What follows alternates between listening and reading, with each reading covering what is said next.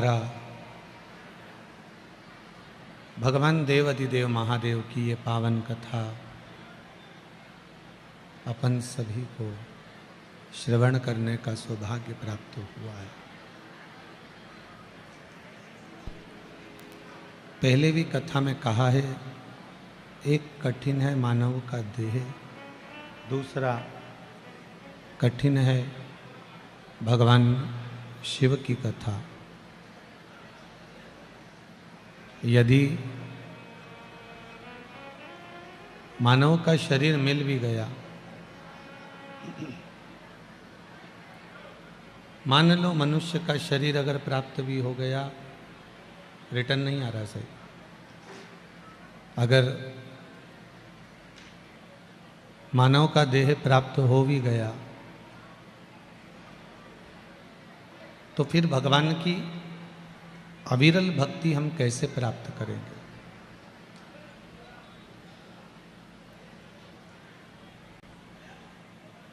एक दुनिया के लोग आज के समय में मुक्ति पाने का यत्न तो ढूंढ रहे हैं कि हमको मुक्त होना है, हमको मुक्त हो जाना है, पर मुक्ति के साथ में अगर कुछ क्रम है तो वो है मोक्ष। संसार सागर से मुक्त होना तो सरल है कि आप आए हो तो मुक्त तो होना ही है। थोड़ा भी अगर हमने भजन कर लिया, थोड़ा भी स्मरण कर लिया, थोड़ा कीर्तन कर लिया, थोड़ा मंत्र जाप कर लिया तो मुक्त तो हम हो जाएंगे। पर इस मुक्त के साथ में हमें मोक्ष पद की भी प्राप्ति होना चाहिए। मुक्ति होना और मोक्ष होना दोनों में अंतर है। डीले थोड़ा कम करिए। मुक्त होना और मोक्ष होना दोनों में थोड़ा थोड़ा अंतर है। एक योनि से छूटे दूसरे योनि में आ गए, दूसरे योनि से छूटे तीसरी योनि में आ गए, तीसरी योनि से छूटे चौथी योनि में आ गए, चौथी योनि से छूटे फिर पांचवी योनि में आ गए। इसको मुक्त होना कहा। पर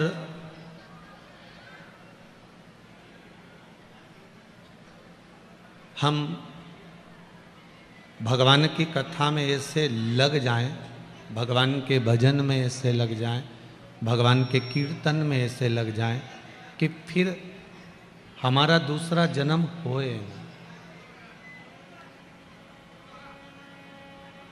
हमारा कोई दूसरा जन्म हमें लेना ही नहीं। जगतगुरु शंकराचार्य जी कहते हैं, पुनरपि जननम पुनरपि मरणम, के प्रपंच से हमको छूटना है। बार बार जन्म लेना या बार बार मर जाना ये एक साधारण सा विषय है। आप इतनी संख्या में आए हो, किस लिए पहुंचे हो?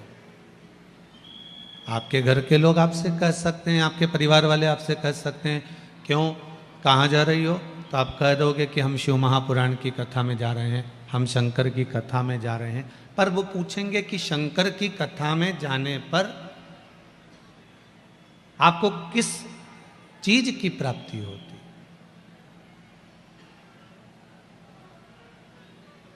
क्या मिल सकता है आपको? क्या प्राप्त हो सकता है आपको? आपको जवाब देना पड़ेगा। आज के नवयुवक टीम आपसे बहुत पूछेगी महाराज। आज के बच्चे प्रश्न बहुत करते हैं और प्रत्येक प्रश्न का उत्तर आपको देना पड़ेगा। प्रत्येक प्रश्न का उत्तर आपको देना है कि मां, पिता, ये बताओ कि भगवान के मंदिर में जाने पर, भगवान की कथा में जाने पर, भगवान की शरणागति में जाने पर क्या मिला है हमको? आपके बच्चों को आपको ज्ञान उपदेश देकर समझाना पड़ेगा कि भगवान के मंदिर में जाने पर, भगवान की कथा में जाने पर, तीर्थ में जाने पर, भगवान की शरणागति में जाने पर हमें भगवान के चरणारविंद का सुख, शांति और मेरे परमात्मा का विश्वास प्राप्त हुआ है। कुछ मिला तो वो विश्वास है।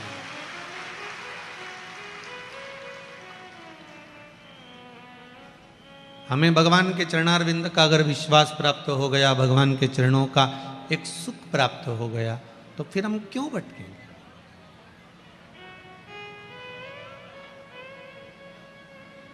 एक इतना बड़ा कटोरा भर के आपको घी दे दिया जाए, एक कटोरा भरकर आपको घी दिया जाए और आपसे कहा जाए कि एक कटोरा जो आपको घी दिया है, इस एक कटोरे घी को आप पी लो। कोई पिएगा? अरे बोलो तो जम के, पियोगे? नहीं। और जितने ये धूप में बैठे हैं, आप पी लोगे एक कटोरा घी? नहीं पियोगे ना? नहीं।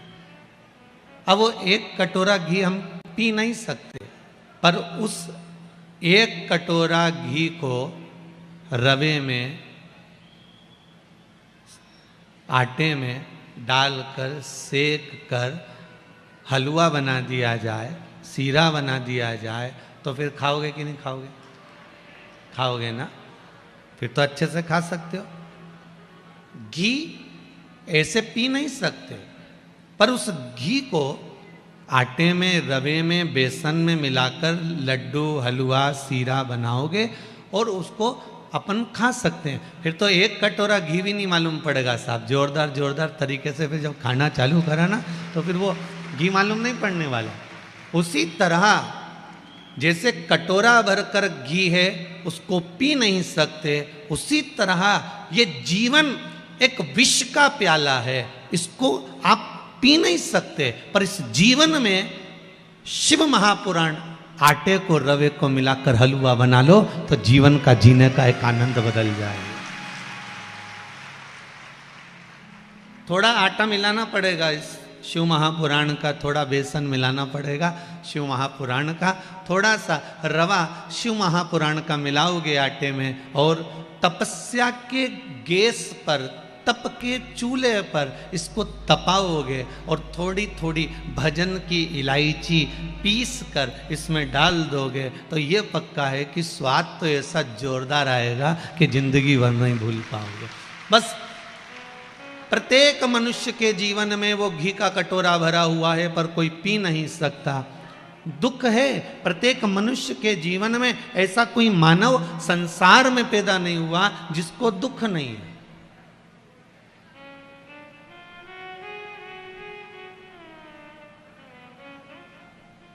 गांव का व्यक्ति सोचता है कि शहर में सुख है। कौन सोच रहा है? जरा झमझम के बोलो जरा। हो, गांव का व्यक्ति सोचता है शहर में सुख है, शहर का व्यक्ति सोचता है विदेश में सुख है, विदेश का व्यक्ति सोचता है ग्रहों पर सुख है, ग्रहों पर रहने वाले सोचते हैं कि भगवान के घर में सुख है। एक एक ग्रह पर जाकर देख लिया, कहीं मंगल पर, कहीं बुध पर, कहीं बृहस्पति पर, कहीं चंद्र पर, जहां मर्जी पड़ी वहां जाकर उन्होंने निवास कर कर देखा, पर सुख अभी तक नहीं मिल पाया। अभी भी कई लोग जाने की तैयारी में है, कहीं ना कहीं का ग्रह पे जाना है, सुख ढूंढ कर आना। अब सुख क्यों नहीं मिल रहा?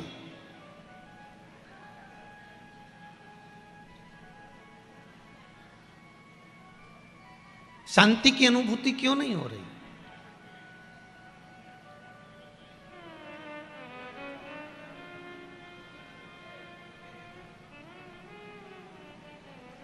आप हृदय में शांति ढूंढोगे ना तो जीवन का एक आनंद प्राप्त हो जाएगा। हम आत्म शांति की बात कर रहे हैं, नहीं तो तुम बगल वाली शांति की बात कर लो। होता है कभी कभी, एक टीचर बहुत तेज चिल्ला के बोले, सारे बच्चे चुप हो जाओ, और एकदम चुप होकर शांति के साथ बैठो। इतने में एक बच्चा खड़ा हुआ, खड़ा होकर बोला, सर आज शांति नहीं आई, बबली के साथ बैठ जाऊं। अब शांति को ढूंढने का प्रयास करो।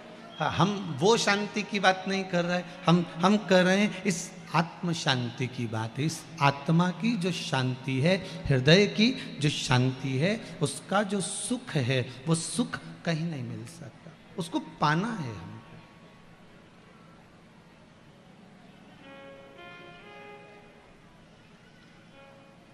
तात मिले पुनि मात मिले, युवती मिले सुखदाई।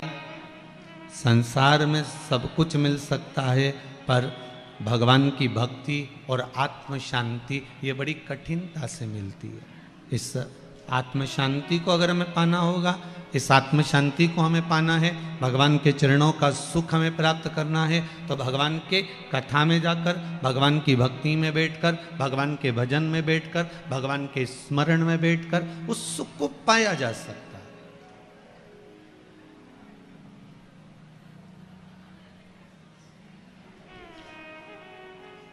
सुख का अनुभव भगवान के चरणों में प्राप्त हो सकता है, और वो सुख ढूंढना पड़ेगा हमें भगवान के चरणों में जाकर। हम बहुत ढूंढ लिया महाराज, हमने दुनिया की सारी वस्तुएं ढूंढी, राजवाड़ा में जाकर भैया यहाँ पर हमको चप्पल भी मिल जाएगी, यहाँ पर हमें सामान भी मिल जाएगा, कपड़ा भी मिल जाएगा, सारी खाने पीने की सामग्री भी मिल जाएगी, दुनिया का भोग और विलास की सारी वस्तुएं भी हमको प्राप्त हो जाएगी। पर कोई बाजार में जाकर कह दे भैया हमें सुख दे दो, हमें शांति का अनुभव करा दो, तो किसी दुकान पर मिल सकता है क्या? नहीं। वो कहेगा गुलदस्ते मिल सकते हैं, गुलाब का फूल मिल सकता है, माला मिल सकती है, सारा साज और सामान मिल सकता है, पर शांति का अनुभव नहीं हो पाए, वो आत्म शांति नहीं मिल पाएगी। उसके लिए कहा मिलता है सच्चा सुख केवल भगवान तुम्हारे चरण में, सुख का अनुभव।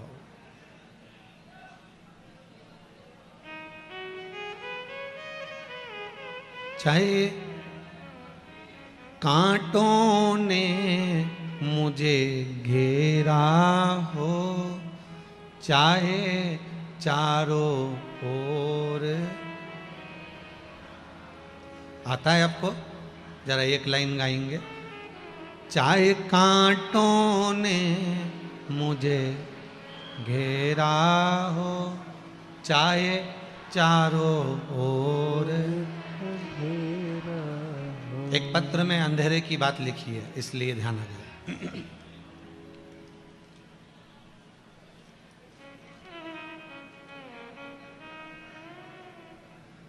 मेरा नाम टीना है, विजयनगर में रहती हूँ। मैं 1 साल पहले, कहीं बैठी हैं टीना जी विजयनगर वाली? कहीं बैठी हो तो हाथ हिला दीजिएगा, जहाँ कहीं बैठी हो हाथ हिला देना। विजयनगर में रहती हूँ। 1 साल पहले हम लोग बहुत कर्ज में थे, बहुत परेशान थे। पूरे परिवार ने विचार कर लिया था कि अब तो ऐसा जीवन को त्याग देना ठीक है, मर जाने का भी प्लान कर लिया था। पर एक दिन दुकान पर ब्लाउज सिल रही थी, मेरी जेठानी आई और शिव महापुराण की कथा सुनने का बोल कर गई। मैं रोज सुनने के लिए दुकान पर मोबाइल पर सुनती रही। उसके बाद मैंने पशुपति व्रत प्रारंभ करा और वटकेश्वर का एक बिलपत्र और हनुमान जी के पंचमुखी हनुमान का उपाय करना प्रारंभ करा। अब 1 रुपए का भी कर्जा नहीं है और हमारा व्यापार 4 चौगुना बढ़ गया। ये पत्र बच्ची ने लिखा। हम पहले भी कह के जाते हैं कि जो पत्र आते हैं हम उसको यहीं छोड़ कर जाते हैं। आपको ऐसा लगता हो कि महाराज इन पत्र को पढ़ते होंगे, अब इतना छोटा छोटा अक्षर हमें क्या दिखता होगा, तो पत्र यहीं रहते हैं। आप बाद में माइक पर आपके पहचान वालों से भी पढ़वा सकते हो। ये पत्र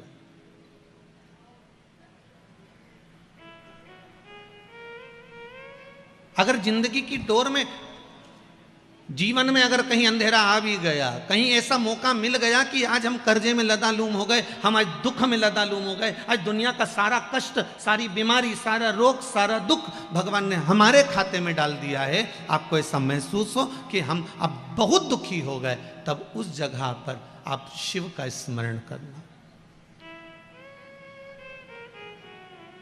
डोलना मती। चाहे कांटों ने मुझे घेरा हो, चाहे चारों ओर अंधेरा, पर मन नहीं डगमग मेरा हो। लोग डगमग करेंगे आपको,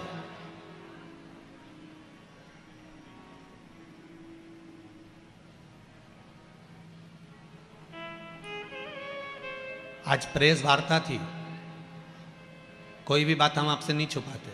इस व्यासपीठ का नियम है कि हम कभी नहीं छुपाएंगे, हम हमारे घर से लेकर बाहर तक की बात कह देते। आज प्रेस वार्ता थी तो एक पत्रकार महोदय ने बहुत सुंदर प्रश्न किया है। उन पत्रकार महोदय के लिए पहले तो जोरदार ताली बजाओ, बहुत सुंदर प्रश्न। एक पत्रकार महोदय ने बड़ा सुंदर प्रश्न किया कि गुरुदेव, बात इतनी सी है कि दुनिया के लोग थोड़े दिन राम की भक्ति करते हैं, थोड़े दिन कृष्ण की भक्ति करते हैं, थोड़े दिन फिर किसी की भक्ति करते हैं, फिर कोई आ जाता है फिर उसकी भक्ति करते हैं, और धीरे धीरे भूलते चले जाते हैं। आपका कुछ कहना है?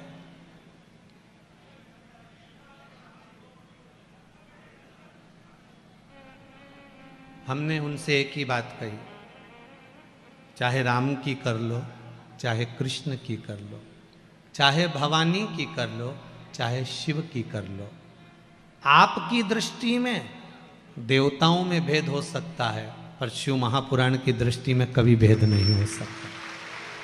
शिव महापुराण की दृष्टि कभी भेद नहीं करती। आप राम का भी भजन कर रहे हो तो हमको लगेगा कि आप शिव का भजन कर रहे हो। कई लोग कहते हैं कि महाराज आज तो लोग शंकर के इतने भगत हो गए, शंकर के इतने भगत हो गए कि दुनिया के लोग जो देखो लोटा भर के पानी लेके शिव जी के मंदिर जा रहा है, जो देखो वो बेलपत्री चढ़ा रहा है, जो देखो वो शिव पर शमी का पत्ता चढ़ा रहा है, वो जो देखो वो शंकर का गुणगान कर रहा है, जो देखो वो शिव का स्मरण कर रहा है। अब ये कितने दिन तक चलेगा शंकर का भजन? उसके बाद फिर कोई दूसरा महाराज पकड़ लेंगे, दूसरा देवता पकड़ लेंगे, फिर महाराज कोई मिल गया फिर उसको पकड़ लेंगे, फिर कोई देवता पकड़ लेंगे। हमने कहा कोई भी महाराज पकड़ो, कोई भी देवता पकड़ो, पर हिंदू धर्म के पकड़ना, दूसरे धर्म के मत पकड़ना।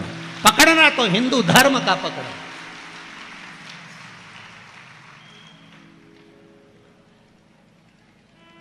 कहीं एंडा बेंडा मत पकड़ लीजो रे, पकड़ो, मना नहीं, पर हिंदू धर्म का पकड़ना।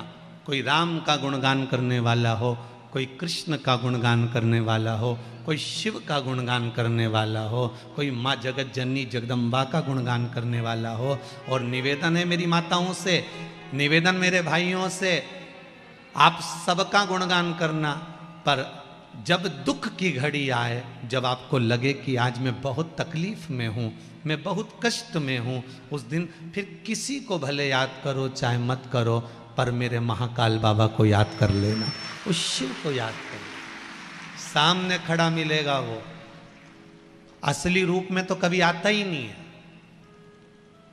अभी यहां पर शंकर भगवान आके खड़े हो जाएं तो तुम यही सोचोगे जैसे वो नीचे बाबा और नहीं नाचे, पुंगी लेके दो दो।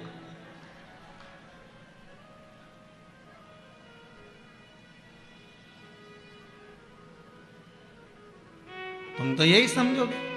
तुम्हारे दरवाजे पर कोई जटा बांध कर आ जाए, नाक लपेट के आ जाए, डमरू बजाता बजाता जाए, तो तुम क्या शंकर जी समझोगी? ईमानदारी से बोलो जरा। अंदर जाओगी, एक कटोरी आटा ला के दे, बाबा रुको ये लो आटा। शंकर जी सोचे बताओ हम तो ओरिजिनल है और ये हमको डुप्लीकेट समझ रही है।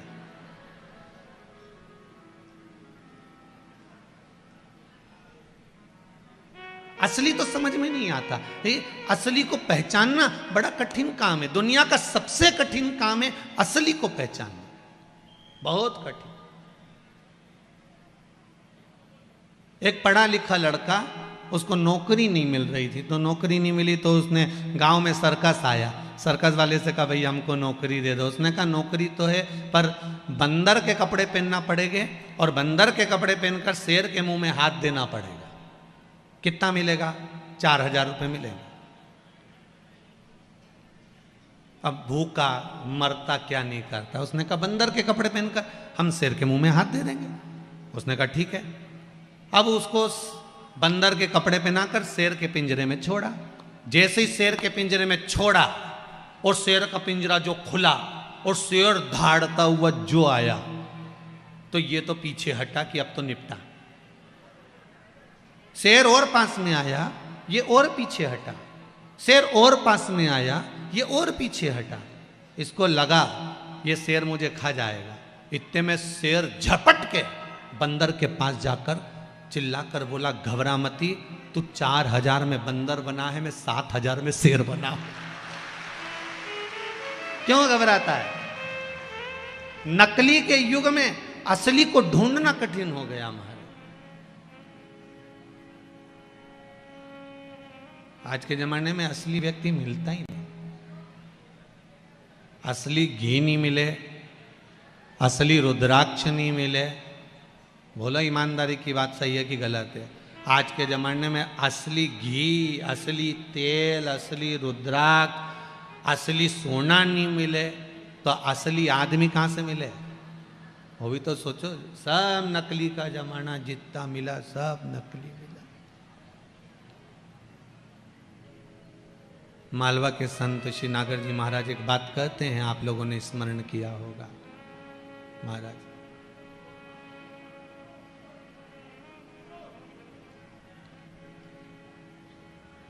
जोगी आया भोगी आया ढोंगी आया रे, जोगी आया भोगी आया ढोंगी आया रे। जब गुरु आया गांव में तो कोई नहीं रे, ऐसो कोई नहीं रे। या हीरा को परखियो राम, कोई नहीं रे। परखदार कहां मिलेगा?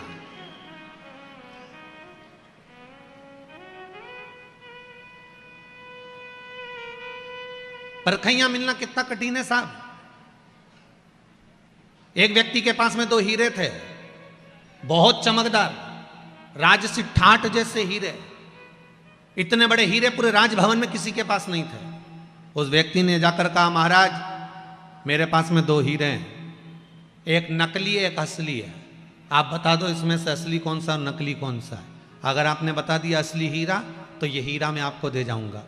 राजा ने हीरे की परख करवाने की कोशिश करी। इतना सुंदर हीरे हैं, इतने सुंदर हीरे हैं, और ये हीरा कम से कम करोड़ों का है, पूरी जायदाद बेच दूंगा तो ये सब बड़ा हीरा नहीं आ सकता। राजा ने अपने जौहरियों को बुलाया, अपने सैनिकों को बुलाया, हीरे की परख करके बताओ हीरा असली कौन सा नकली कौन सा। सब घबरा गए क्योंकि राजा ने कहा सुनो असली हीरा बता देना, तुमसे कह दिया अगर असली हीरा नहीं मालूम पड़ा तो तुम्हारे प्राणों को हर लिया जाएगा। अब कोई एक भी खड़ा नहीं हुआ और एक ने भी जाके हीरा नहीं बताया।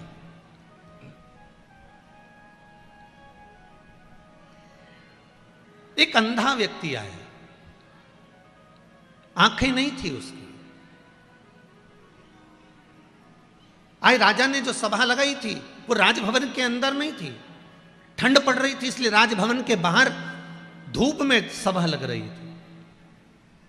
अंधा व्यक्ति ने आकर कहा महाराज मैं बता सकता हूं कि असली हीरा कौन सा है। राजा हंसने लगा, आंख का अंधा देख सकता नहीं है और हीरा बताने चला कि असली कौन सा है। अच्छे अच्छे जौहरी, अच्छे अच्छे मालिक इस हीरे को नहीं बता पा रहे हैं और ये कैसे बता देगा। मैं बता सकता हूं कि असली हीरा कौन सा है। राजा ने मन में सोचा मालूम तो पड़ ही नहीं रहा, चलो अंधे को ही मौका दे दो। अंधा गया और अंधे ने जाकर दोनों हीरे को अपने हाथ में स्पर्श किया। स्पर्श कर कर असली हीरे को उठाकर उस अंधे व्यक्ति ने राजा को दे दिया, ये असली है, इसको रख लीजिए। राजा ने पूछा, जिसका हीरा था उससे पूछा बता ये असली है? इतने में तो वो व्यक्ति खड़ा हो गया और खड़े होकर अंधे के चरण पकड़ लिया। बिल्कुल सत्य कह रहे हो, असली हीरा यही है। आप सत्य कह रहे हो, असली हीरा यही है। ये दूसरा हीरा तो नकली है। राजा ने उस अंधे व्यक्ति से पूछा, ये बताओ कि तुम कैसे पहचाने कि असली हीरा ये है और ये नकली है? तुम्हारे तो नेत्र नहीं थे, तुम तो अंधे थे, तुम्हारी आंखें नहीं थी, फिर तुम पहचाने कैसे? इतने में अंधे व्यक्ति ने कहा, मैंने जब हीरे का स्पर्श करा, हीरा कितनी भी धूप पड़ जाए, कितनी भी गर्मी पड़ जाए, हीरा हमेशा ठंडा रहता है। कांच गर्मी पड़ते से ही गर्म हो जाता है। इसलिए मैं समझ गया कि ये नकली है और ये असली है। समझ आ गई? किसी असली व्यक्ति को परखना है आपको, किसी असली हीरे को परखना है आपको, तो जिसको बहुत तेज गुस्सा आ रहा, बहुत तेज गुस्सा आ रहा हो, या बहुत बड़ी राज सत्ता पर भी जाकर बैठ गया हो, बहुत बड़ा पद अधिकारी भी बन गया हो, बहुत सारा उसके पास में मान प्रतिष्ठा भी आ गई हो, बहुत सारी दौलत भी आ गई हो, बहुत सारी संपदा भी आ गई हो, अगर वो व्यक्ति तुम्हें गुस्से में गर्म नजर आता है तो समझ लेना ये कांच का टुकड़ा है। हीरा कभी गर्म नहीं हो सकता। धन, प्रतिष्ठा, दौलत, सत्ता, मान, इज्जत सब पाने के बाद भी अगर उसके हृदय में नम्रता है तो समझ लेना कि असली हीरा यही है। इसमें नम्रता वाला गुण समाया हुआ है। यह असली का भाव है, असली का भाव।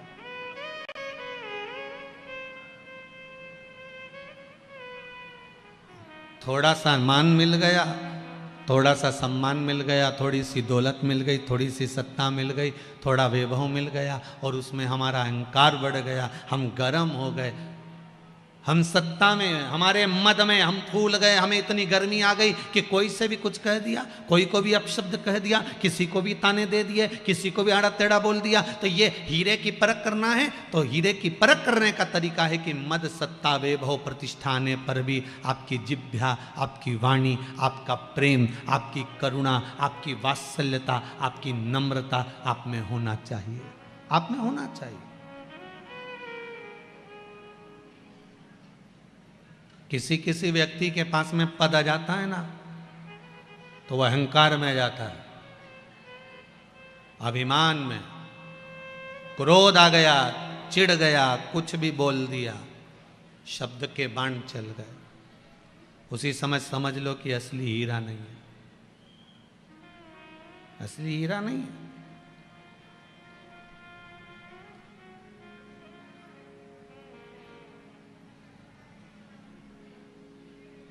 थोड़ा अगर काल घेर भी रहा है, थोड़ी परेशानी हमारे जीवन में बढ़ भी रही है, थोड़ी समस्याएं संसार में अगर आ भी रही है तो उसका निवारण है शंकर की कथा। शंभु शरणे मांगू घड़ी रे, दुख दया करी ने दर्शन आपो। कल रात्रि को कोई जाते समय कह रहे थे, गुरुजी आपको कोई दूसरे भजन नहीं आते क्या?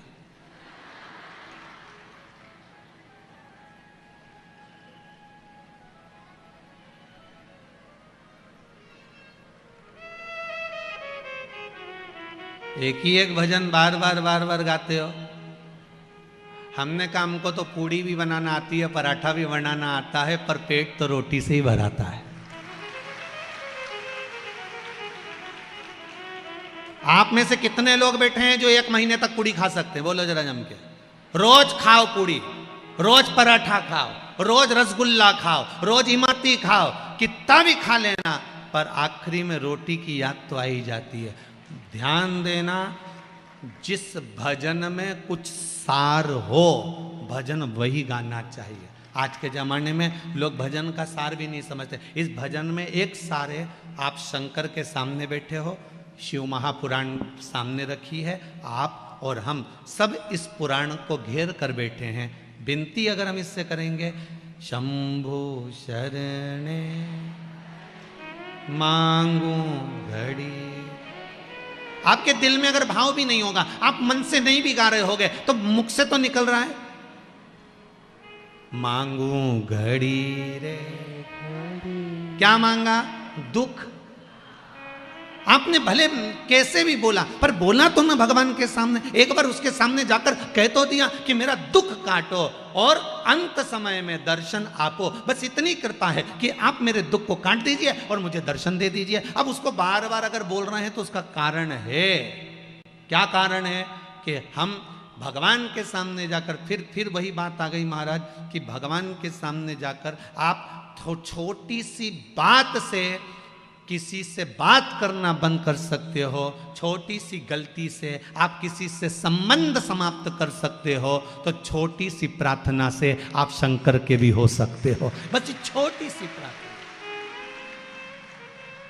शंभो शरण मांगू। बाहर जितने बैठे हैं, जितने खड़े हैं, पीछे जितने गेट के पास खड़े हैं, सब जितने काउंटर पर, जितने इधर उधर गाड़ियों पे बैठे, सब बोलिए एक लाइन, शंभो शरण मांगू घड़ी रे, दुख दया करी ने दर्शन। और देखो दुख कटता कैसे है, ये पत्रों में देखो कितना सुंदर लिखा है।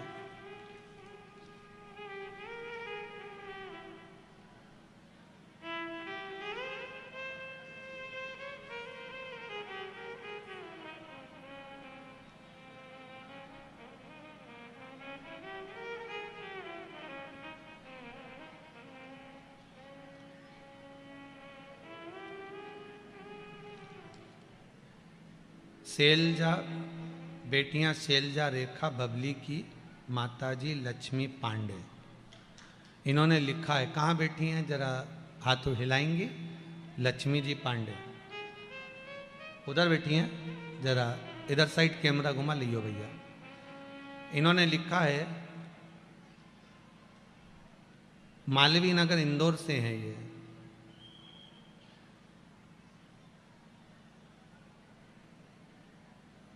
एक बीमारी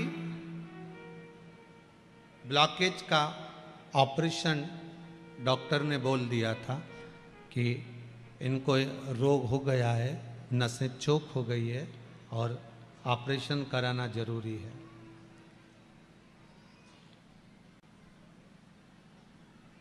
मैंने शिव महापुराण की कथा टीवी पर श्रवण करी।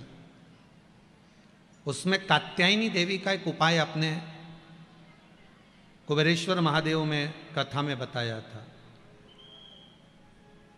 मैंने 1 महीने तक वो उपाय करवाया और उसके बाद मैंने डॉक्टरों से चेक करवाया, तो डॉक्टरों ने दवाई भी बंद कर दी है और ऑपरेशन का भी मना कर दिया। ये पत्र बाबा की कृपा हो गई आप पर, बस बाबा की यही कृपा। विराजिए, बैठिए, बैठिए। श्री शिवाय नमस्तुभ्यम। जहां फिर निवेदन करेंगे, सारे डॉक्टरों के बाद भी एक डॉक्टर बैठा है, एक बाबा बैठा हुआ है।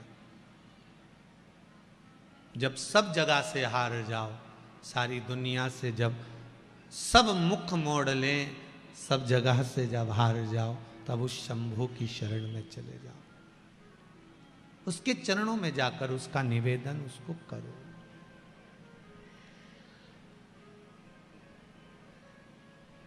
मेरे भोले तेरा सहारा है,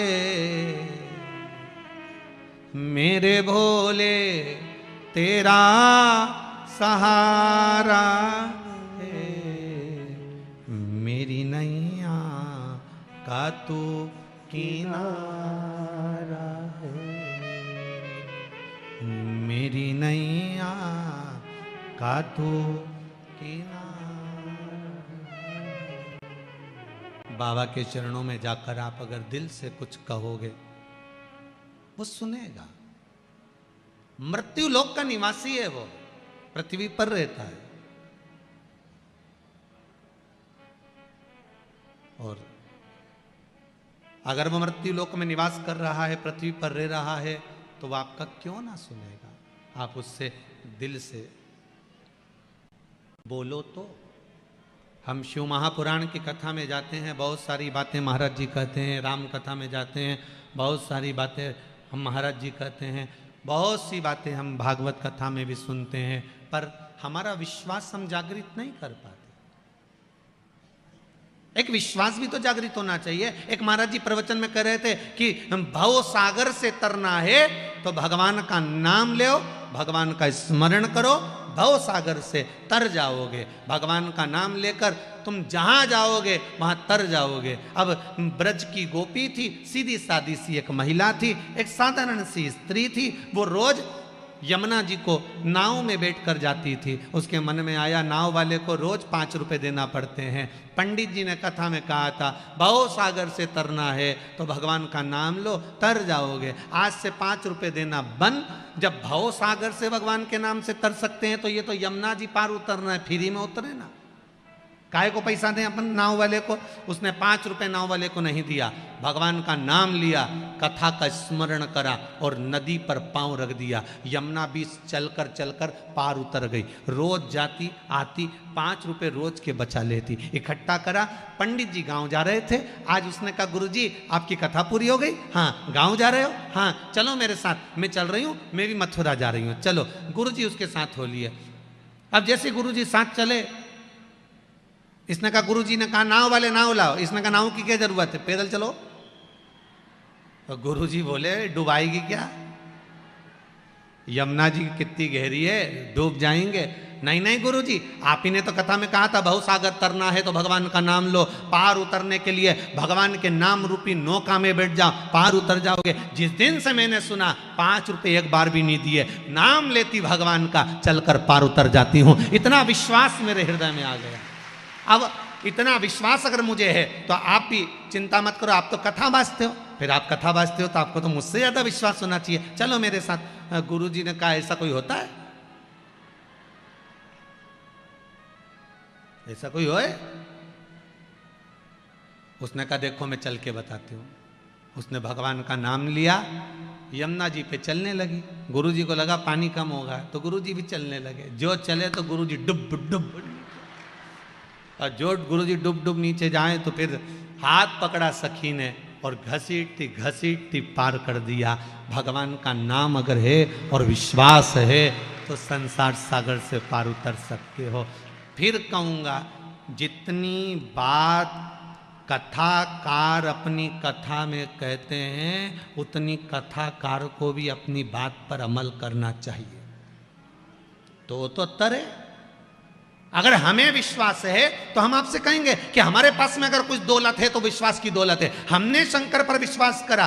फिर निवेदन करूंगा, भरे मंच से बार बार कहा है, मेरे पिता चने का ठेला लगाते थे और अगर वो चने का ठेला लगाते लगाते मेरे शंकर ने मुझ पर कृपा कर दी, एक साधारण से व्यक्ति पर, तो क्या आप पर नहीं कर सकता?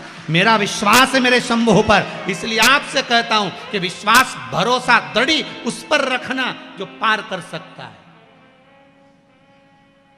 क्यों डोले हम?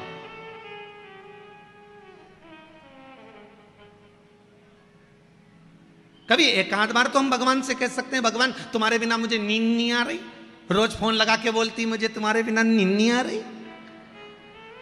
कभी भगवान से भी तो कहो कि मैं जब तक तुम्हारा गुणगान ना करूं, जब तक मैं श्री शिवाय नमस्तुभ्यं का जाप नहीं कर लेती, जब तक मैं शिव महापुराण की कथा रात्रि को 15 मिनट पलंग पे नहीं सुन लूं, व्हाट्सएप पे, फेसबुक, यूट्यूब पे, तब तक मुझे नींद नहीं आती। आप में से कितने लोग हैं जो रात्रि को कथा सुन के सोते हो?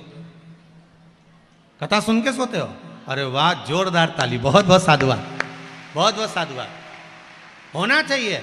मेरा नियम है, मैं रात्रि को कथा सुनकर सोऊंगी, चाहे कुछ भी हो जाए। 5 मिनट सुनूंगी, 2 मिनट सुनूंगी, पर शिव महापुराण का स्मरण कर कर सोऊंगी, तभी जब शंकर का स्मरण कर लूंगी। क्यों?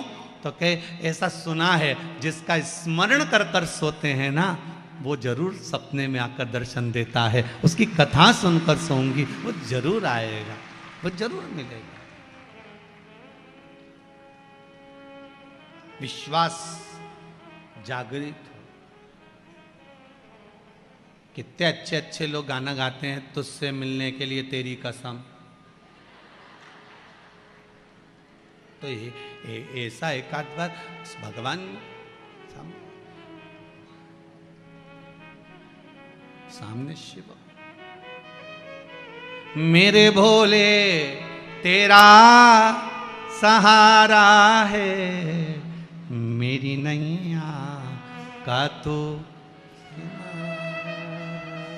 उस विश्वास जागृत करो, भाव जागृत करो।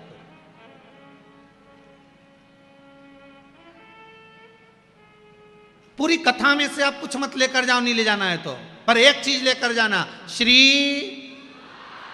अरे साथ में तो बोलो, हम श्री बोले तुम शिवाय बोल देते हो, जब देखो जब गड़बड़ गड़बड़ करते हो।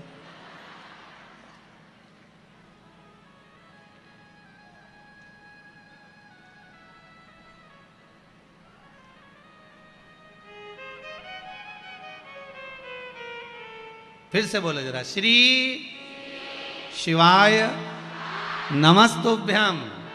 कथा में से अगर लेकर जा रहे हो कुछ अच्छी चीज धारण कर कर ले जाओ, कुछ मत ले जाओ कथा में से तो मंत्र शंकर का, शिव महापुराण का मूल मंत्र है श्री शिवाय नमस्तुभ्यम, ये ले जाओ।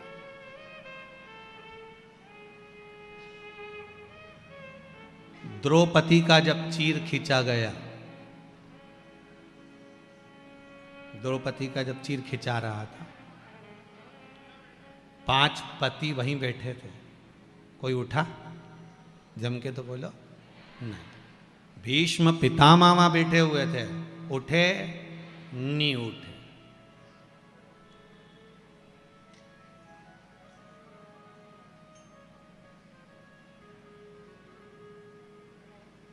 धृतराष्ट्र नहीं उठे, गांधारी नहीं उठे, कोई नहीं उठा।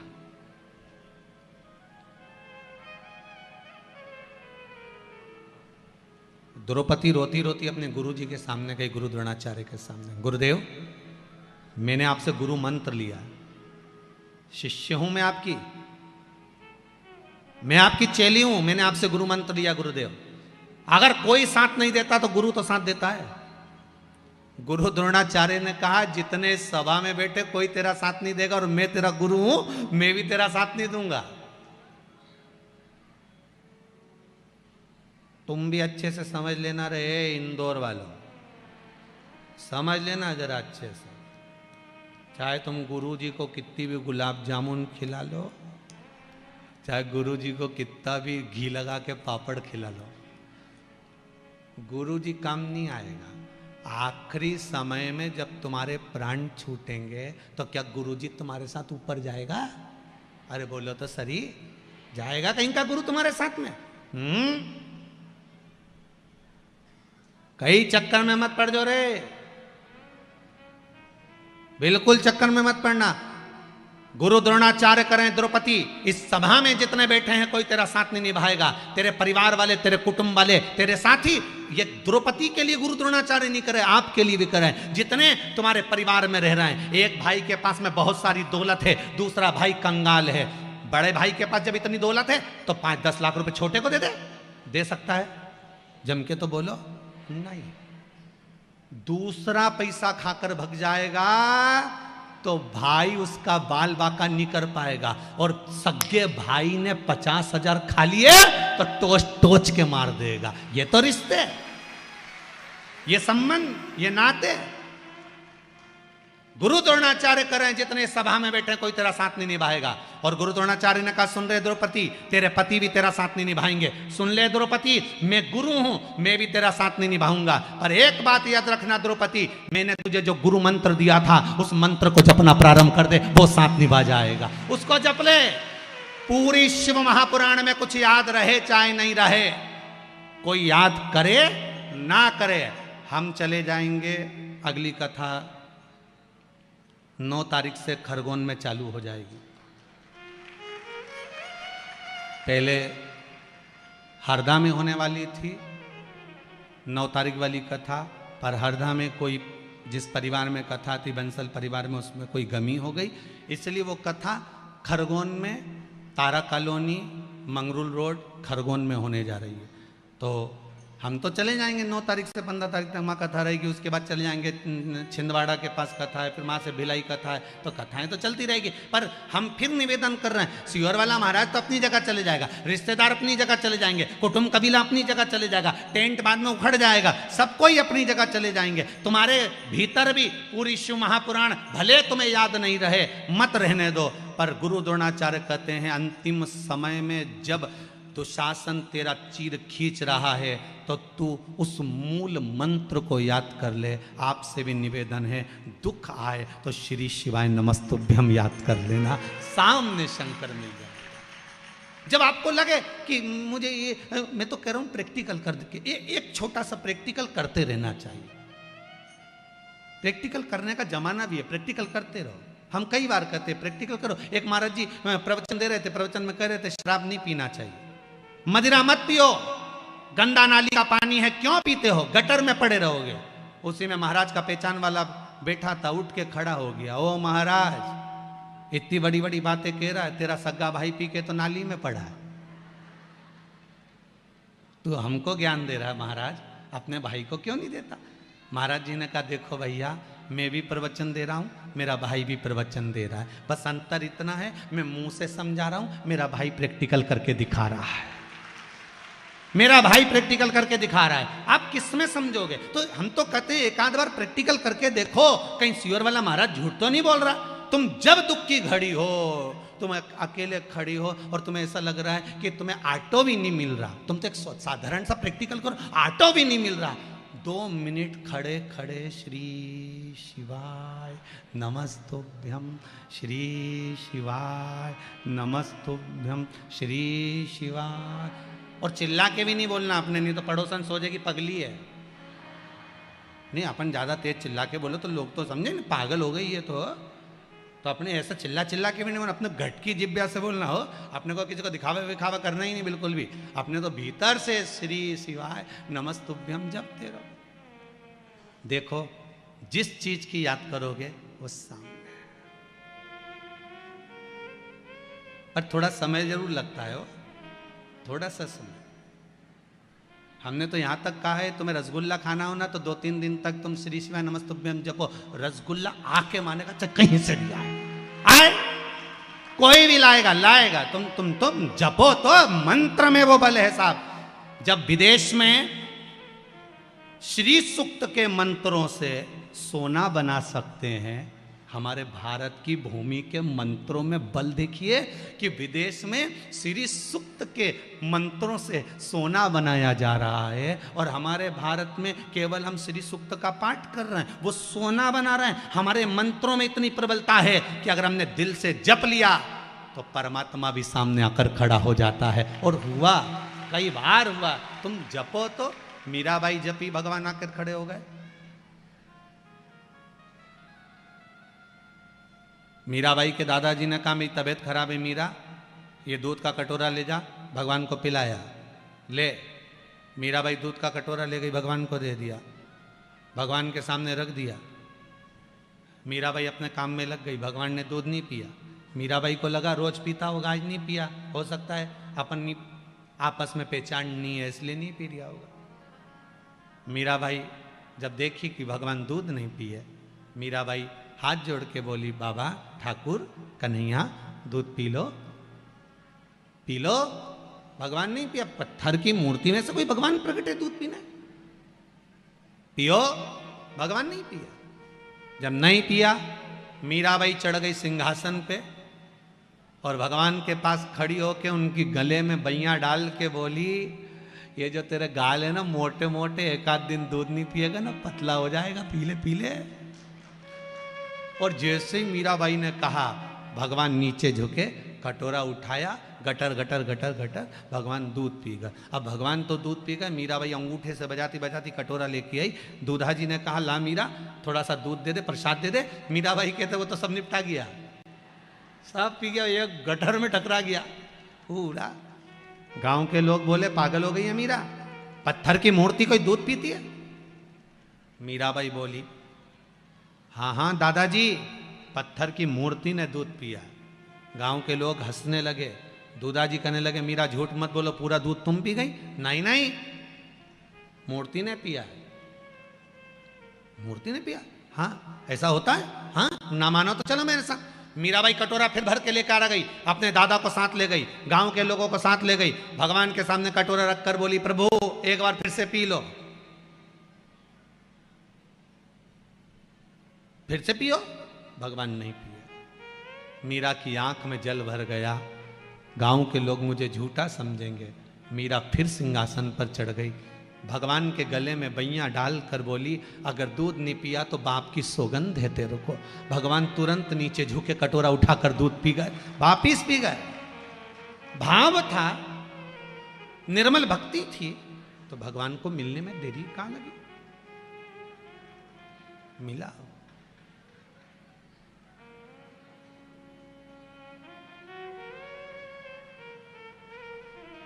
उसको पाने का तरीका आना चाहिए। आपका भाव अगर शुद्ध है तो भगवान मिलता जरूर। जपो, मूल मंत्र का स्मरण करो, श्री शिवाय नमस्तुभ्यम, श्री शिवाय नमस्तुभ्यम।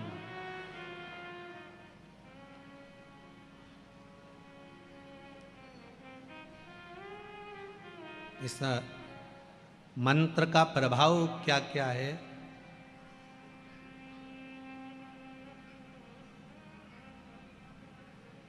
उसका मैं क्या वर्णन करूं? ये एक पत्र है, एक माँ ने लिखा है, मेरे बेटे का जॉब नहीं था,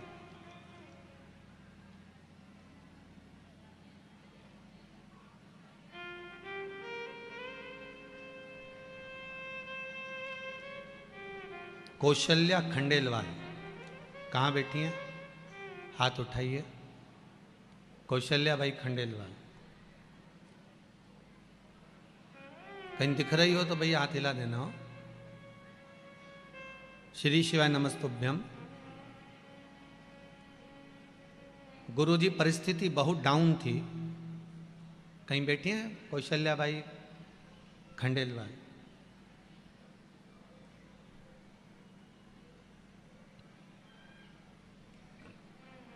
भूखे मरने की नौबत थी, कुछ भी नहीं था। आपने एक उपाय बताया था नवरात्रि में, माता के चरणों में फूल चढ़ाने वाला, वो उपाय मैंने किया। कहां से पैसा आया, कैसे आया, पता नहीं पड़ पाया। 15 तारीख को कोई आया और उसने कहा कि अपन पार्टनरी में दुकान कर सकते हैं। 15 तारीख को रुपए देकर चले गया, 18 तारीख को मेरी दुकान खुल गई। यही भोलेनाथ जी की कृपा है। ये पत्र है उसका, कौशल्या भाई खंडेलवाल। ये पत्र बैंक वाला, कितना सुंदर लिखा है।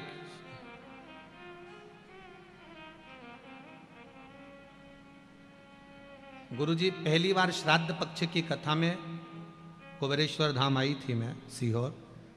पशुपतिनाथ का व्रत किया है। मेरे बेटे का कोई काम नहीं था, अब उसका जॉब बैंक में लग गया है। ये पत्र है, ये यहीं पढ़े रहेंगे, आप लोग आराम से पढ़ सकते हो। जिसने लिखा होगा वो भी यहीं बैठे होंगे। शिव कृपा होती है ऐसी। आप विश्वास से उसको आमंत्रित करिए, आप विश्वास से उसको बुलाइए, वो मिलेगा। श्री शिवाय नमस्तुभ्यम, श्री शिवाय नमस्तुभ्यम, श्री शिवाय नमस्तुभ्यम, श्री शिवाय नमस्तुभ्यम, श्री शिवाय नमस्तुभ्यम, श्री शिवाय नमस्तुभ्यम। श्री मेरे द्वारका नाथ पधारो, द्वारकाधीश ने। तीसरा खड़ा था, उसने कंकर उठाया, हाथ में रखा, बाबा भोलानाथ शंभो, ओ भोला। जो आवाज लगाई, सामने शंकर खड़े हो गए, सामने आ। थोड़ी देर बाद राम जी आ गए, भगवान कृष्ण जी आ गए। इतने में राम जी वाला बोला, प्रभु मैंने सबसे पहले आपको बुलाया था, आप क्यों नहीं आए? राम जी बोले, तूने बोला था अयोध्या के राजा राम पधारो। भगवान बोले, राजा कोई ऐसे ही थोड़ी ना चले जाता, पहले सेना तैयार करता है, रथ तैयार करता है, रास्ते ठाट लेता है, पंखा डुलाने वाला रथ लेकर, बग्गी लेके, तब आराम से फिर जाते हैं। तो दूसरा बोला, भाई भगवान कृष्ण मैंने आपको बुलाया था द्वारका नाथा। भगवान बोले, मैं भी द्वारका का राजा हूँ, मुझे भी निकलने में, रथ तैयार करने में, सेना लेने में, राशि ठाट में जाने में थोड़ा समय तो लगता है। तो इसके शंकर जी कैसे आ गए? तो राम और कृष्ण बोले, ये तो फिर ही है,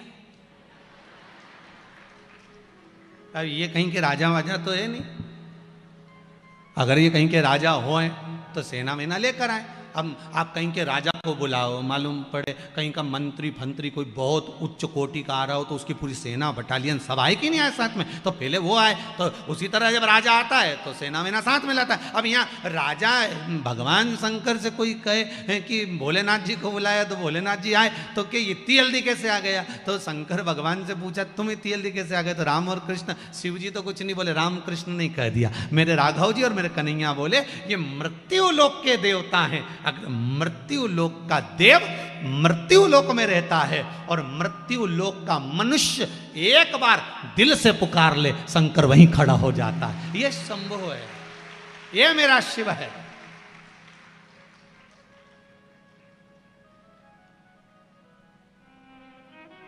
उसको पुकारो तो। मां अहिल्याबाई ने कितनी बार पुकारा और मेरा शंकर आके खड़ा हुआ, मेरा शिव है सामने। माता अहिल्याबाई जब जब संकट में आती थी, माता अहिल्याबाई जब जब डोल जाती थी, माता अहिल्याबाई सामने जब खड़ी हो जाती और डोल जाती, आज दिल की सुनो कि दिमाग की सुनो, माता अहिल्याबाई सोच में पड़ जाती थी, तब शिव को याद करती थी। सामने शंकर के शिवलिंग को लेकर खड़ी हो जाती थी मां अहिल्याबाई और शिव को याद कर कर कहती थी, आप बताओ मैं दिल की सुनूं कि दिमाग की सुनो? शंकर आकर कह देते, जो तेरा दिल करे वो कर ले, दिमाग की मैं देख लूंगा। मेरा भोलेनाथ आकर माता अहिल्याबाई को समझा कर चले जाता है, मेरा शंभू माता अहिल्याबाई के सामने आकर खड़ा हो जाता था। तो आपके सामने क्यों नहीं होगा? और आप तो इंदौर में रहते हो, अहिल्याबाई की नगरी में, आपकी तो वैसे ही अहिल्याबाई से पहचान अच्छी है, क्योंकि रोज राजवाड़ा से निकलते हो, उनके घर के सामने से निकलते हो, तो तुम्हारी तो पड़ोसन ही हुई ना, पहचान तो बड़ी ना। अब जब उनकी पहचान तुमसे, तो उनकी शंकर जी से है, तो तुम्हारी भी शंकर जी से।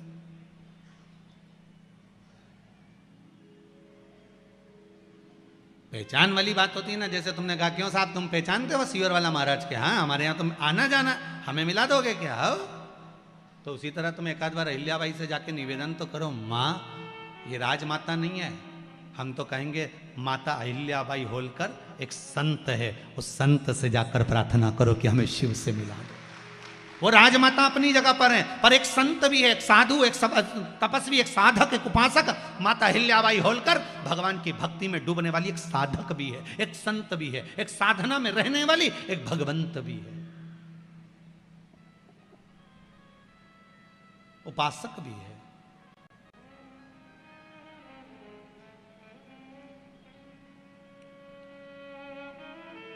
आप कहो तो उससे,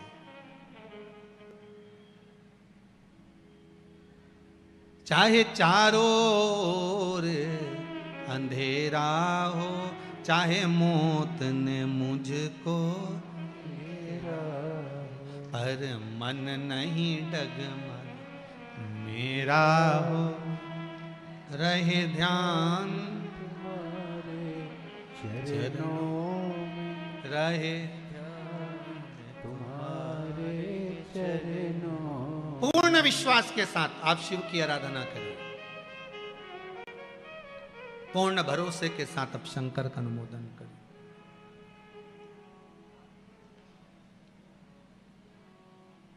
पूर्ण विश्वास होना चाहिए, पर नम्रता के साथ शंकर का स्मरण हो, अहंकार के साथ नहीं। जब मेघनाद युद्ध करने के लिए आया, लक्ष्मण जी ने हनुमान जी से कह दिया, मेघनाद है, कोई टेंशन मत लो, इसको तो मैं निपटा दूंगा, इसको मैं समाप्त कर दूंगा। ये मरेगा मेरे हाथ से। लक्ष्मण जी ने जब अहंकार के शब्द बोलना प्रारंभ करे कि इस मेघनाथ को मैं समाप्त कर सकता हूं, राम जी के पास सूचना गई कि लक्ष्मण इतने बड़े शब्द कह रहा है कि मेघनाथ को मैं मार सकता हूं, मैं इसको पछाड़ सकता हूं। होता है कई बार बड़े बड़े शब्दों का संबोधन लोग कह देते हैं, साहब बात निकलती है तो गप्पे मारने वाला तो कहीं पे भी गप्पा मार दे, उसका क्या। कई लोग कह देते हैं, कई लोग तो बात बात में बोल दे, मेरा समयान दे मैं बताऊंगा तेरे को कि मैं हूं क्या। अभी तो मुझे पहचानता नहीं है, मेरे से मुंह मिला रहा है, मेरा समय आन दे मैं बताऊंगा मैं क्या हूं, आन दे मेरा समय। और एक दिन छाती में दर्द हुआ, बॉम्बे हॉस्पिटल ले गए, डॉक्टरों ने कह दिया इसका समय आ गया।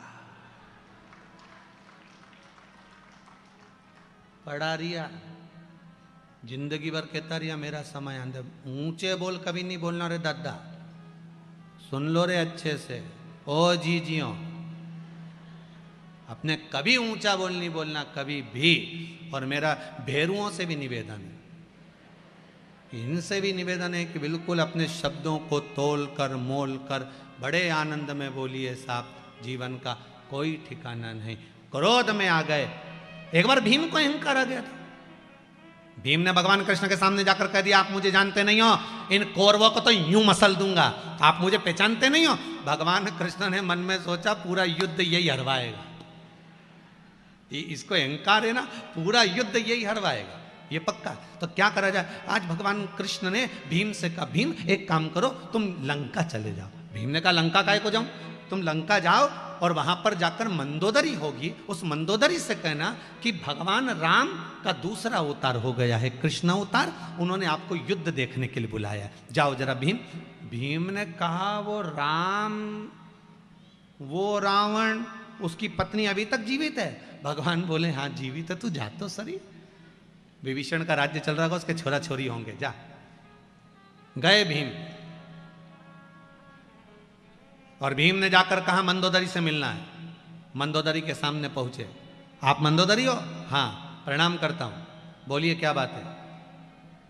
भगवान राम का अवतार हो चुका है, कृष्ण अवतार। मंदोदरी ने हाथ जोड़ा, हाँ बोलिए, भगवान राम ने आपको वचन दिया था, कुछ बात हुई थी आपकी? हाँ, मैं जब युद्ध के मैदान में अपने पति के शव को देखकर रो रही थी, मंदोदरी बोली, तब मुझे राम जी ने कहा था मंदोदरी क्यों रो रही है, तेरा पति मर गया इसलिए, तेरा पुत्र मर गया इसलिए रो रही है। मंदोदरी उस समय पर बोली थी राम जी जो आया है उसको तो जाना है, पति है वो भी जाएगा, बेटा है वो भी जाएगा, और मैं हूं मुझे भी जाना, फिर क्यों रो रही है? मंदोदरी कहती है मेरे को रोना इस बात का आ रहा है, मेरे दरवाजे पर राम आया और मैं उसको नमन करने नहीं आ सकी। मंदोदरी, अच्छे कुल की नारियां युद्ध के मैदान में नहीं आती, आपको मालूम है, इसलिए आप युद्ध के मैदान में नहीं आए। अगर मैं युद्ध ही देख लेती तो तर जाती, मंदोदरी बोली। भगवान कृष्ण राम जी कहते हैं मंदोदरी अगर तुम्हें युद्ध देखने का इतना शौक है, मेरा अगला अवतार कृष्ण अवतार होगा तब मैं तुम्हें युद्ध देखने के लिए बुलाऊंगा, चिंता मत करना। मंदोदरी कहती है आज कृष्ण अवतार हो गया, मुझे युद्ध देखने बुलाया होगा, चलने को तैयार। मंदोदरी ने पूछा भीम एक बात बताओ, युद्ध किसका है, क्या भगवान कृष्ण युद्ध लड़ रहे हैं? भीम कहते हैं मंदोदरी काकी मेरे जैसे योद्धाओं का युद्ध है, अभी आपने मुझे देखा क्या है? मंदोदरी मुझे देखोगी युद्ध करते हुए तब मालूम पड़ेगा। मंदोदरी ने कहा चलो अच्छा बाद में चलते हैं युद्ध के मैदान में, पहले एक काम करो स्नान कर लो, भोजन कर लो, फिर चलते हैं, जाओ जरा स्नान करो। मंदोदरी ने उसको भेज दिया, भीम स्नान करने लंका के पीछे गया, एक तालाब में भीम कूद गया, तालाब में कूदा, नहाने के लिए जो गया तो 4 दिन में निकल के वापिस आया, 4 दिन में भीम तालाब में से निकल कर आया। आकर मंदोदरी काकी को नमन करा। मंदोदरी ने कहा 4 दिन से कहां गया था? भीम कहता है मैया एक बात समझ में नहीं आया मंदोदरी काकी, समुद्र में कूदता था, 1 सेकंड में था पाकर छूकर ऊपर आ जाता था, पर तुम्हारी लंका में ना जाने कौन सा तालाब है जिसमें कूदा, 4 दिन हो गए तो भी था नहीं मिल पाया, तो निकल कर बाहर आया। मंदोदरी ने पूछा नहाने कहाँ गया था? भीम बोला लंका के पीछे। मंदोदरी बोली वो लंका के पीछे तालाब नहीं है, मेरा देवर कुंभकर्ण मर गया था, उसके सिर की हड्डी पड़ी थी, उसमें पानी भरा हुआ था। मेरा देवर कुंभकर्ण मर गया था जिसके सिर की हड्डी में पानी भरा था, उसमें नहाने में भीम तुझे 4 दिन लग गए, और तू कहता है मेरे जैसे शूरवीरों का युद्ध है, जिसके देवर के सिर की हड्डी में से निकलने में 4 दिन लग गया। अरे ओ भेरू, ये अकड़ अपने पास रख ले। भीम की आंख में जल भर गया, मंदोदरी के चरण पकड़ लिए।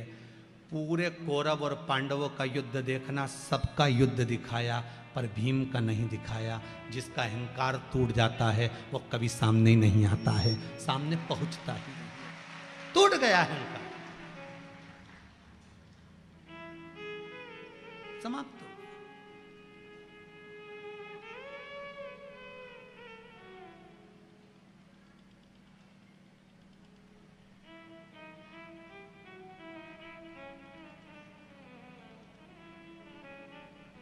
अहंकार चले गया उसका। महाराज आज लक्ष्मण जी को अहंकार था। लक्ष्मण जी कहते मेघनाथ को मैं मार सकता हूं। भगवान ने बुलाया लक्ष्मण को एक कटोरा दे दिया, कटोरा ले जा, भिक्षा मांग कर ला जा। युद्ध के मैदान में मैं भिक्षा मांगू? हाँ, किससे मांगना है? राम जी ने कहा सबसे पहला व्यक्ति जो मिलेगा उससे भिक्षा मांग कर ला, चले जा यहां से। लक्ष्मण जी कटोरा लेकर गए तो रावण के ही सैनिकों में से एक सैनिक मिल गया। लक्ष्मण जी ने मन में सोचा बताओ इससे भीख मांगना पड़ रही भिक्षा। सैनिक से कहा भिक्षाम दे, कुछ दे दो। सैनिक ने थोड़ा सा अनाज दे दिया, लक्ष्मण जी ने ले जाकर राम जी को दे दिया। युद्ध प्रारंभ हुआ। मेघनाथ ने ब्रह्मास्त्र शिवास्त्र सारे छोड़े। लक्ष्मण ने सबको प्रणाम करा, नमन करा। आखिरी में मेघनाथ के प्राणों को हर लिया। हनुमान जी के मन में यह बात सटपटा रही थी कि भगवान ने इससे भिक्षा क्यों मंगवाई। जब मेघनाथ को मारकर लक्ष्मण जी आ गए, प्रणाम करा भगवान को, तब हनुमान जी ने पूछ लिया एक बात तो बताओ प्रभु, आपने लक्ष्मण से भिक्षा क्यों मंगवाई थी? युद्ध के मैदान में आप लक्ष्मण से भिक्षा क्यों मंगवा रहे थे? भगवान कहते हैं हनुमान, मैंने लक्ष्मण से भिक्षा इसलिए मंगवाई थी कि इसका अहंकार समाप्त हो जाए और इसका हृदय में नम्रता आ जाए। मेघनाथ को मारना सरल नहीं था। नम्रता लेकर जब सामने खड़ा हुआ, शिवास्त्र आया, ब्रह्मास्त्र आया, सारे अस्त्र को लक्ष्मण जी ने प्रणाम करते गए, नमन करते गए, नमन करते गए, स्वीकार करते गए, तो ना शिवास्त्र कुछ बिगाड़ सका, ना ब्रह्मास्त्र कुछ बिगाड़ सका। इसलिए मेघनाथ मर गया, लक्ष्मण की विजय हो गई। जब नम्रता लेकर संसार के सामने जाओगे तो यह पक्का है विजय होकर ही आओगे। नम्रता रखिए। जो कल्ले हैं वो तो टूट जाएंगे।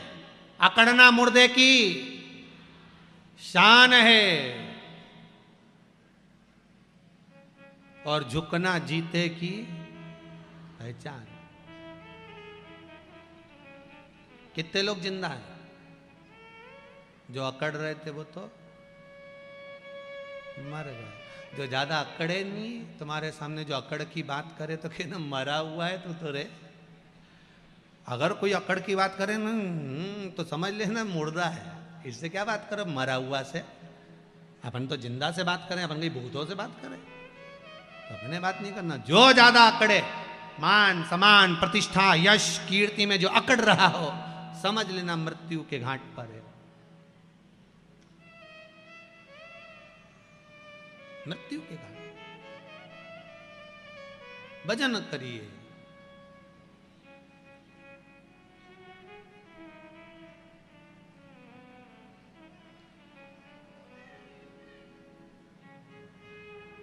महाराज, जब भजन में चित्त लग जाएगा तो एक आनंद की अनुभूति हो जाएगी। आनंद की अनुभूति। चारों तरफ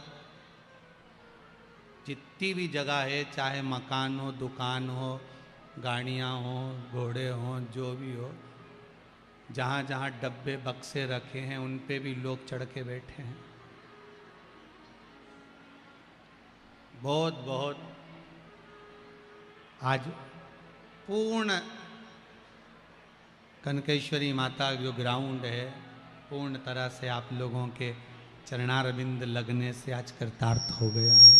बहुत बहुत साधुवाद है आपको, बहुत बहुत साधुवाद और बहुत बहुत साधुवाद था आपकी शांति, आपका धैर्य और आपका जो मौनता है। बहुत बहुत बहुत प्रेम से कथा सुन रहे हो महाराज।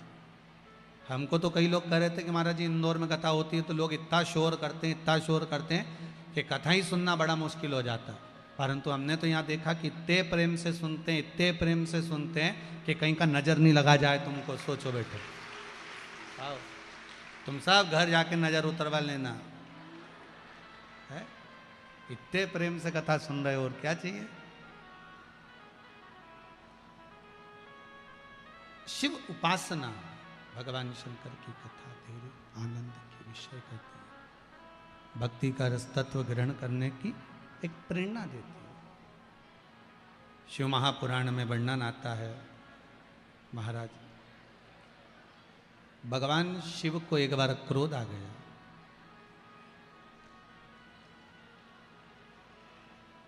देखिए भगवान विष्णु, भगवान ब्रह्मदेव और भगवान शंकर, शिव का जो प्रागट्य है वो संहार के लिए, कि हमें सब कुछ नष्ट करना, संहार करना। पर भले सब कुछ नष्ट करना है पर फिर भी शंकर भगवान हर कभी क्रोध नहीं करते। मेरा शिव, अगर ये जरूरी नहीं है कि आपको अगर कोई पद मिला है, आपको अगर कोई चीज मिली है तो आप उसका दुरुपयोग करो। शंकर भगवान रुद्र हैं पर यह जरूरी नहीं है कि वो बार बार क्रोध करें, बार बार क्रोधित हों। ये शिव जी नहीं जानते।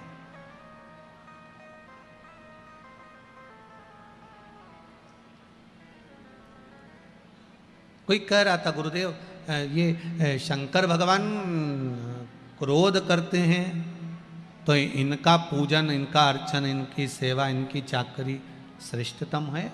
क्यों नहीं है, क्यों नहीं कर सकते।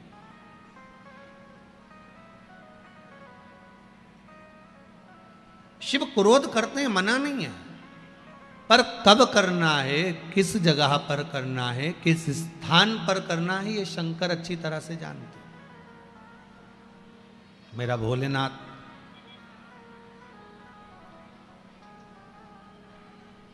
किस जगह पर कितना क्रोध करना है। देखो एक माता पिता अगर बच्चे पर बार बार क्रोध करेंगे तो बच्चा आपका कहना मानेगा क्या? जरा जम के बोलिए, मानेगा क्या? एक बहू को बार बार टॉर्चर करोगे, बार बार बोलोगे तो बहू आपकी कहना मानेगी क्या? नहीं। बेटा आपका कहना मानेगा क्या? नहीं। आप बार बार क्रोध करोगे तो नहीं मानेगा। हाँ, उस क्रोध को बचा कर रखो, जब जरूरत हो उस समय पर आप बोलोगे तो उसको स्वीकार करेगा।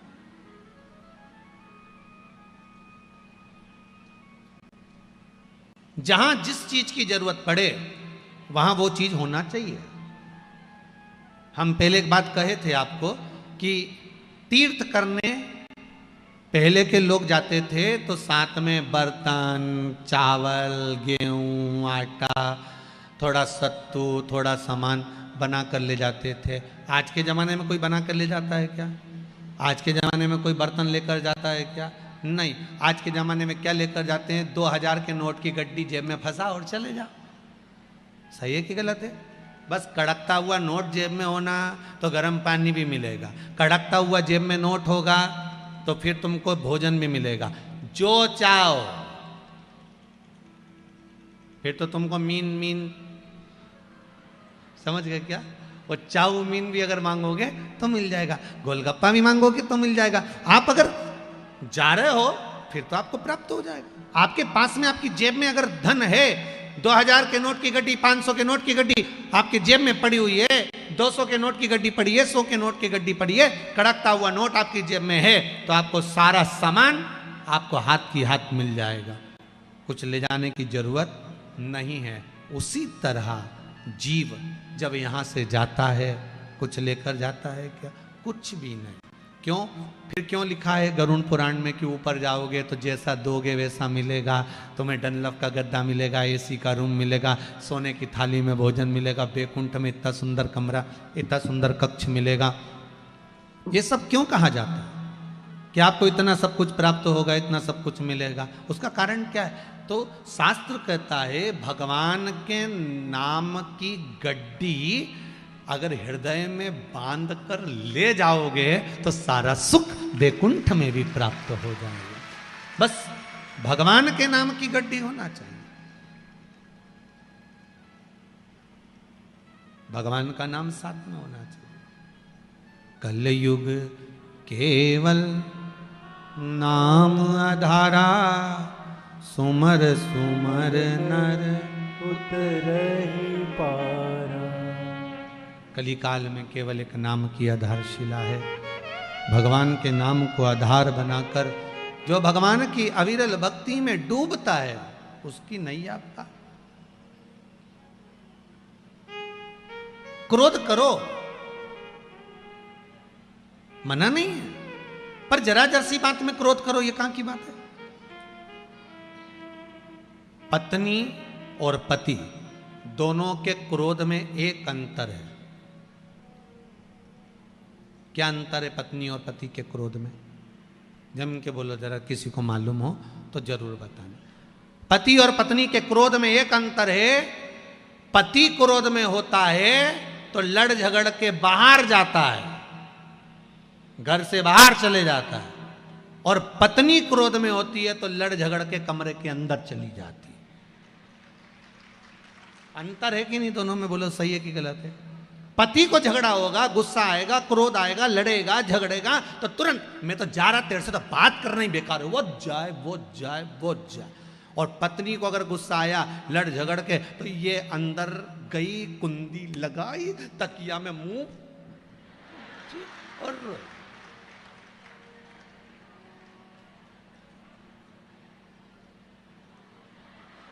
सही है कि गलत है? अरे बोलो तो सही। कभी तुमने किसी की लड़ाई में देखा कि पति अंदर घर में गया और पत्नी बाहर गया? वो नहीं जाए। वो पत्नी इतनी विचित्र हो, और महाराज धर्म पत्नी है, वो फर्ज अदा करती है, कितना भी झगड़ा हो जाए, कितनी भी लड़ाई हो जाए, वो के मैं तो नहीं जाऊंगी, जा घर से कमरा के अंदर चली जाए ने, तकिया में मुंडा रख के फिर बिनकती फिरे, रोती फिरे, कोसे किसको? जिसने बीच में रहकर शादी कराई थी। बाकी क्या किसी को थोड़ी ना कोसे, बताओ, वो उसको ही कोसे। तो तुम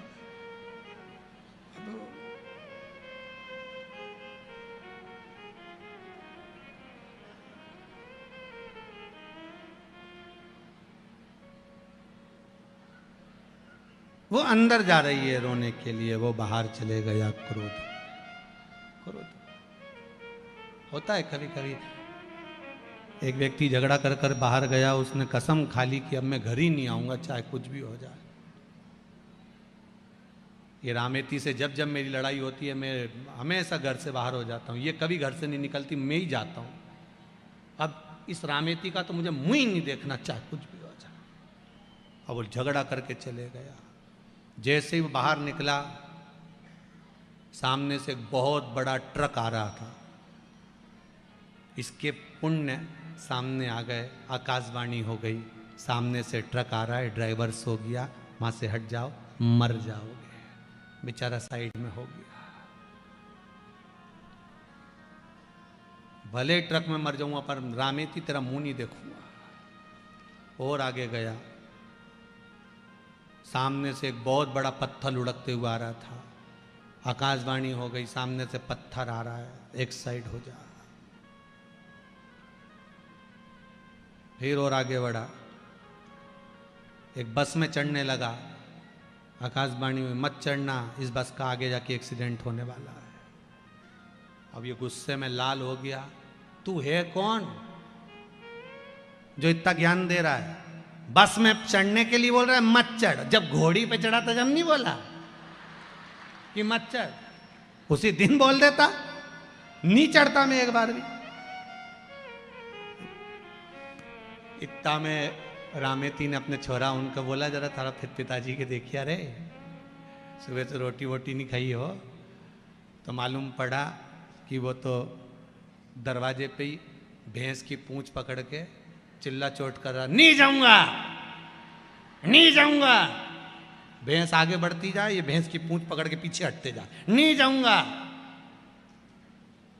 इतने में रामेती बाहर आके बोली, क्यों चिल्ला चोट कर रहे हो? वो तो आ नहीं रहा था, भैंस लिया ही जबरदस्ती की। नहीं तो मैं कहीं आ रहा था, वो तो भैंस मुझे पकड़ के लिया ही। अब जैसे भैंस ने इससे कहा था कि चल। प्रेम है। देखो ये जरा जरा सी बात में विवाद हो जाना और अदालत में पहुंच जाना, ये सब बेकार बात है। हम कहते हैं पति पत्नी का जो संबंध है, माता पार्वती जी ने शिव जी से 2 वर मांगे थे। पहला वर था, भोलेनाथ जी वर दीजिए जिस पति पत्नी में झगड़ा हो उसमें प्रेम बढ़े। और दूसरा वर दीजिए, काशी में जो मरे उसके कानों में गुरु मंत्र आप दे दीजिए। बस शिव ने 2 वर पार्वती को दिए थे। माता पार्वती को शंकर भगवान ने 2 वर दिए थे। पति पत्नी में झगड़ा होगा, आपस में प्रेम बढ़ेगा। आज भी पति पत्नी में झगड़ा होता है, दोनों में प्रेम बढ़ता है। कितना भी झगड़ा कर ले, आखिरी में पति घर आकर पूछता जरूर है, क्यों तेरी मम्मी कहां गई? तुरंत पूछे, तुरंत। झगड़ा, प्रेम बढ़ता। काशी में जो मरेगा उसके कानों में गुरु मंत्र आपको देना पड़ेगा। इसलिए काशी में मरने वाले का सीधा कान मरते ही टेढ़ा हो जाता है, क्योंकि पार्वती जी ने शिव जी से वर मांगा था, सीधे कान में मंत्र देकर आप मोड़ देना, मैं समझ जाऊंगी कि आपने गुरु मंत्र दे दिया। काशी अभिमुक्त नगरी है, जिसमें मंत्र प्राप्त करने पर मोक्ष की अनुभूति हो जाती है। मोक्ष पद प्राप्त, शिव पुराण कह रही है। महाराज शिव जी को एक बार क्रोध आया, उस क्रोध को ब्रह्मा जी ने घोड़े का रूप दिया। घोड़ा समुद्र में जाकर फेंका, जलंधर की उत्पत्ति हो गई। जलंधर का विवाह वृंदा के साथ में हो गया। वृंदा पतिव्रता धर्म का पालन करने वाली थी, पति को परमेश्वर मानने वाली थी, पति के चरणों का नित्य स्मरण करने वाली थी वृंदा। भगवान की भक्ति में वृंदा ऐसी डूबी।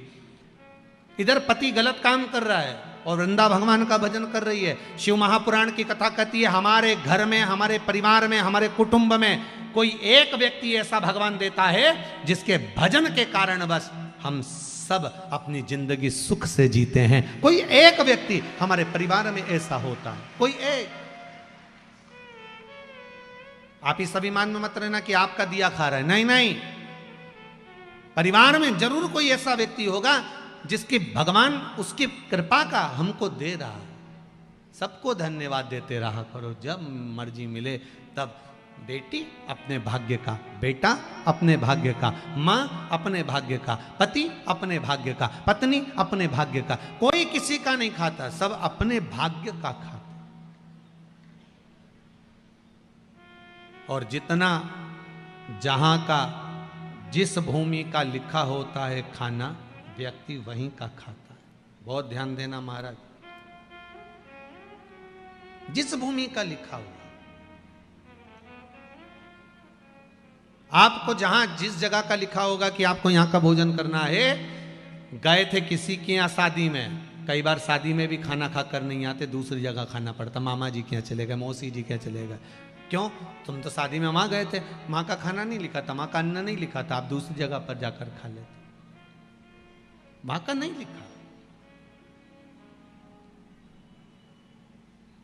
शिव भक्ति प्रबल भक्ति। महाराज वृंदा का सातित्व बड़ा प्रबल था, जिससे जलंधर बच जाता था। अब की बार भगवान नारायण ने भगवान शिव जी से कहा, भोलेनाथ, इस जलंधर को मार दीजिए, शंकर भगवान करे जलंधर को मारने में मैं देरी नहीं करूंगा, पर वृंदा का सातित्व भी तो डिगाना पड़ेगा। एक सातित्ववान पतिव्रता धर्म का पालन करने वाली नारी, पति को परमेश्वर मानने वाली नारी, उसका सातित्व डिगा देना कोई सरल बात है क्या? बहुत कठिन बात, बहुत कठिन बात।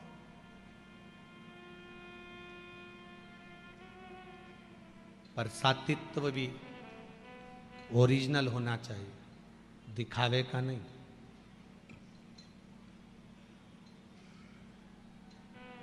आज के जमाने में तो सातित्वता का भी दिखावा होता है।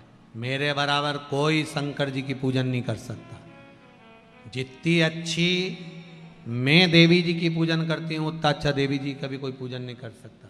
जितना मैं मंत्र का स्मरण करती हूँ, उतना कोई मंत्र का स्मरण नहीं कर सकता।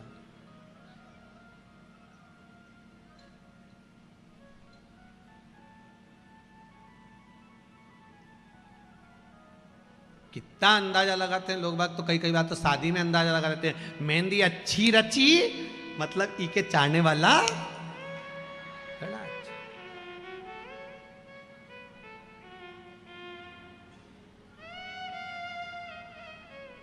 अच्छा, मेहंदी से पहचान हो जाती है कि इसके चाहने वाला अच्छा है, ठीक है।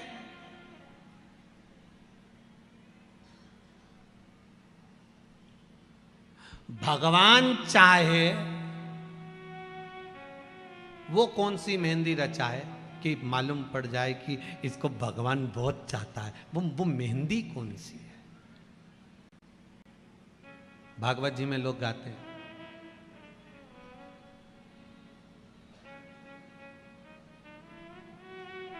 आओ मेरी सखियों मुझे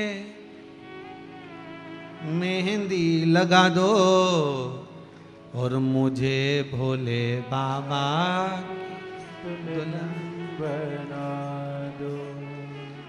ऐसी पहनूं चूड़ी जो कबहू न टूटे, ऐसा वरूं दूल्हा जो कबहू न छूटे, अटल सुहाग की बिंदिया लगा दो मुझे भोले बाबा की दुल्हन बना दो।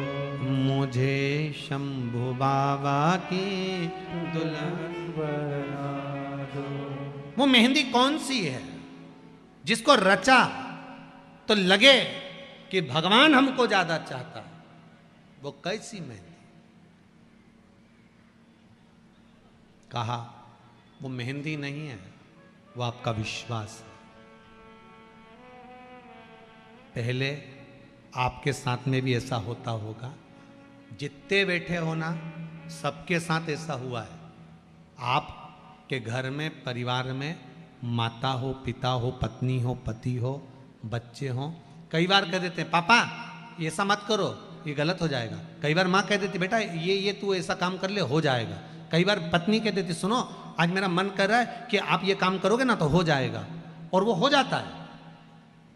माँ ने कहा कई बार लोग कहते हैं हमारी माता के वचन बिल्कुल सत्य होते हैं, कई कहते हैं हमारे पिता के वचन बिल्कुल सत्य होते हैं, कोई कहते हैं मेरी पत्नी ने जो बोला बिल्कुल सही बोला, कोई कहती मेरा पति बोलता है बिल्कुल सत्य बोलता है, कई बार मेरी बेटी बोलती है सत्य बोलती है। कारण क्या है?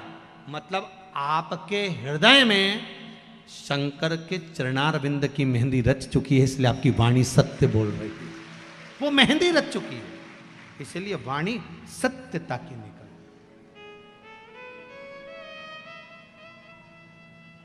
वो सत्यता की वाणी।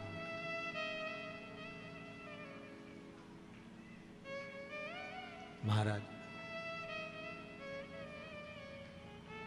होता है थोड़ा आपके जीवन में जब सत्य प्रवेश करता है, आपके जीवन में जब सत्य प्रवेश करता है, शिव प्रवेश करता है, आपके जीवन में जब भगवान प्रवेश करते हैं, आपके जीवन में जब भगवान का चरणारविंद प्रवेश करता है, आपके जीवन में जब भगवत तत्व प्रवेश करता है, आपके जीवन में शंकर की कथा जब प्रवेश करती है, तो एक मन में थोड़ा सा उमंग था, थोड़ा सा हलचल, थोड़ा सा उत्साह पैदा कर देती है। सत्य बताना ईमानदारी से कि आप लोग जब यहाँ आते हो तो आपको कोई टॉर्चर नहीं करता कि चल, आपको कोई ये नहीं कहता कुंडी बजाकर कि चल, आपका दिल अंदर से कहता है कि मुझे कथा में पहुंचना है। आपको कोई टॉर्चर नहीं कर रहा है, आपको कोई बोलने नहीं गया, आपको कोई कहने नहीं गया कि आपको आना पड़ेगा, पहुंचना पड़ेगा, या आपके लिए हमने ये व्यवस्था कर रखी है तो आपको वहां जाना ही पड़ेगा, हमने आपके लिए गाड़ी लगाई, हमने आपके लिए घोड़ा लगाया।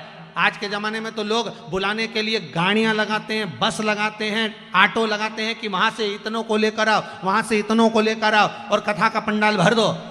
यहाँ किसी ने तुम्हारे लिए गाड़ी लगाई? जम के तो बोलो। उल्टा 10 रुपया रोज तुम्हारा ही खत्म हुआ।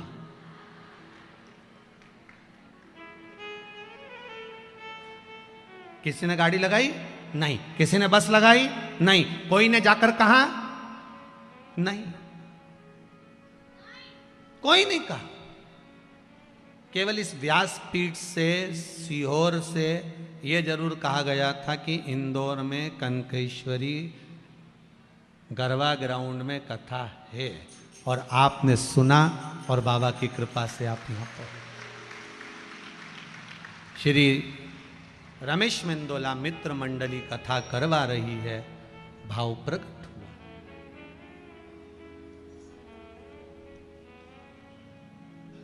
8-10 दिन पहले कोई अनाउंसमेंट हुआ क्या?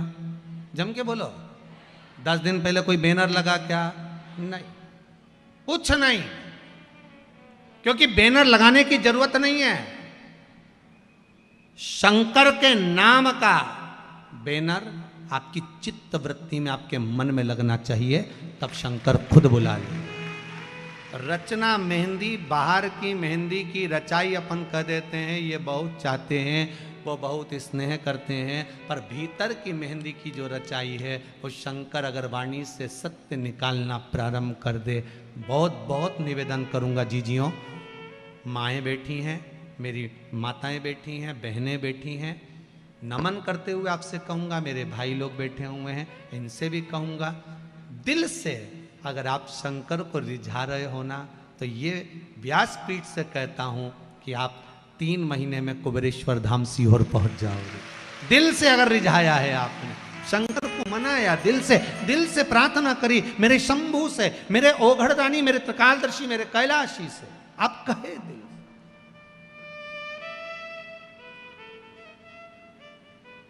बुरी जाए शंभु शरणे मांगू घड़ी रे, दुख दया करी ने दर्शन।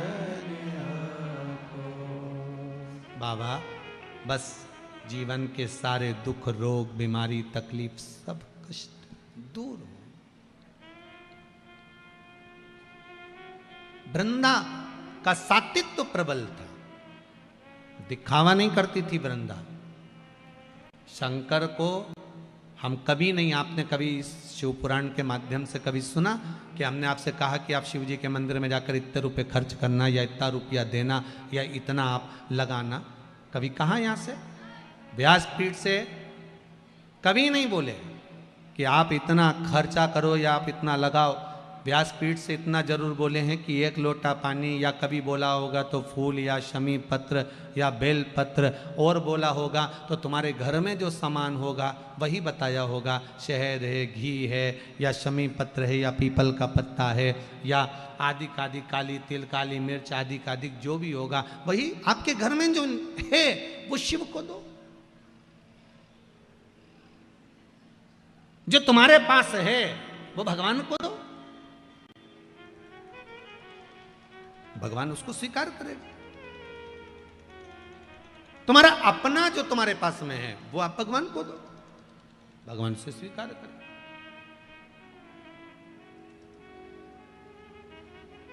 अब शिव को प्रदान करो तो दिल से दो, जो भी दे रहे हो ना दिल से प्रदान करो। आज एक बात और बहुत ध्यान से सुनिएगा महाराज जी, कभी आपको लगे ऐसा कि व्यापार बहुत अच्छा चल रहा था और एकदम बंद सा हो गया। फैक्ट्री चल रही थी, एकदम बंद सी हो गई, मेरा व्यापार ही नहीं बढ़ रहा। तो प्रयास करना, तांबे के कलश में जल लीजिएगा, बेलपत्री नीचे हाथ में रखिएगा, तांबे के कलश को उसके ऊपर रखिएगा, तांबे के कलश को उसके ऊपर रखिएगा। महाराज उल्टा हाथ उस तांबे के कलश पर रखिएगा, अपना नाम और गोत्र का स्मरण करिएगा। ऐसा कैसा ही पात्र लेकर जाइए, अंगूठे से और उंगलियों से पात्र को पकड़कर बेलपत्री हाथ में ही रखे रहने देना। अपनी जिस कामना से जो भी व्यापार है आपका, जो फैक्ट्री है, जो व्यवसाय है, नहीं चल रहा, या इंटरव्यू के लिए जा रहे हो, नहीं हो रहा, तो जल का पात्र पकड़कर हाथ का स्पर्श कर कर जल श्री तुम्ब रूपेश्वर महादेव, कौन से महादेव? तुम्ब रूपेश्वर महादेव के नाम से शिव को चढ़ा दीजिए। बाद में पात्र को नीचे रखकर बेलपत्री शंकर जी पे जब चढ़ाएं तो इस डंडी के भाग को अशुक सुंदरी का स्थान होना चाहिए। चढ़ाते समय डंडी का भाग अशुक सुंदरी की ओर रख दें। महाराज झोली पसार कर प्रणाम करें, बाबा से निवेदन कर कर आए। 3 से 4 दिन लगेंगे, जो व्यापार ठप पड़ा था उसमें थोड़ी सी उन्नति होना प्रारंभ हो जाएगी। तुम रूपेश्वर महादेव भगवान शंकर आनंद की राशि हैं, शिव सुख की राशि, आनंद देंगे।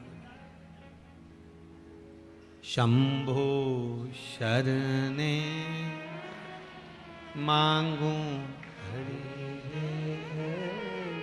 दुख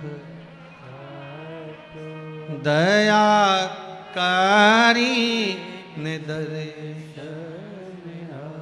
भगवान शिव ओघड़दानी त्रिकालदर्शी कैलाशी अविनाशी शंकर के चरणारविंद का रस स्वादन सुख दे। महाराज माता वृंदा देवी का सातित्व प्रबल था, कैसे मारा जाए? शंकर भगवान ने भगवान विष्णु से कहा, मैं इसका सातित्व प्रबल है इसलिए मार नहीं सकता, इसका सातित्व जब डोलेगा तो मैं इसको मार सकता हूं। तो सातित्व कैसे डोलेगा? तो भगवान विष्णु ने कहा, एक काम करता हूं, मैं जलंधर बनकर उसके घर में जाता हूं, आप जलंधर को युद्ध के मैदान में ले जाइए। आप जलंधर को युद्ध के मैदान में ले जाओ। भगवान ओघड़दानी त्रिकालदर्शी कैलाशी जलंधर को ले गए युद्ध के मैदान में। भगवान नारायण जलंधर बनकर उसके घर में प्रवेश कर गए, वृंदा के साथ रहने लगे। कितनी विचित्र कथा है, बहुत ध्यान दीजिएगा।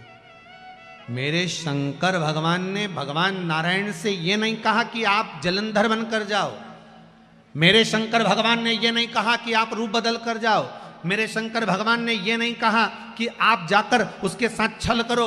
मेरे शंकर भगवान ने केवल इतना कहा कि इसका सातित्व अगर पक्का है तो मैं इसको मार नहीं सकता। अगर सातित्व पक्का है तो मैं इसको नहीं मार सकता, मैं इसको संहार नहीं कर सकता। आप जाएं ना जाएं वो आपके ऊपर।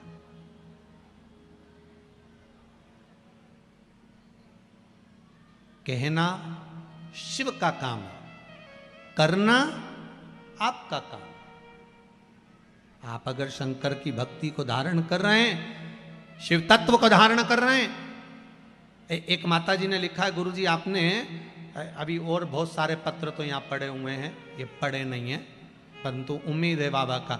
एक पत्र में लिखा है कि आपने जो सावन के महीने में शिवरात्रि का पूजन कराया था, उस समय पर मेरे हाथ में उस पूजन के 15 दिन पहले पैरालिसिस आ गया था, एक भाग पूरा काम करना बंद कर दिया था। फिर भी मेरे बेटे और बहू ने वो सावन के महीने की शिवरात्रि पर रात को जो अभिषेक करा, काली मिर्च उसमें समर्पित करी, उसी में से एक काली मिर्च उठाकर मैंने वो काली मिर्च खाई और बाबा की कृपा से 15 दिन के अंदर मेरा हाथ काम करना चालू कर दिया। ये विश्वास आपका था, ये भरोसा आपका था।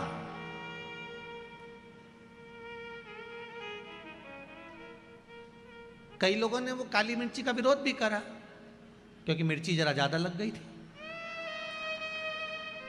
अब जो नी पड़ता है उसको तो मालूम ही नहीं कि काली मिर्ची का वर्णन लिखा हुआ है। पहले भी हमने श्योर व्यासपीठ से कहा कि इस अध्याय में, इस श्लोक में, इस जगह पर लिखा हुआ है कि शंकर को काली मिर्ची चढ़ती है। बोला था कि नहीं बोला था?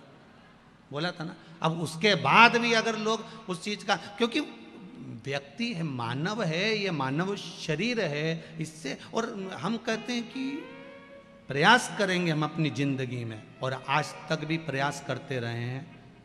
आपका विश्वास कभी नहीं तोड़ेंगे, इतना भरोसा रखना।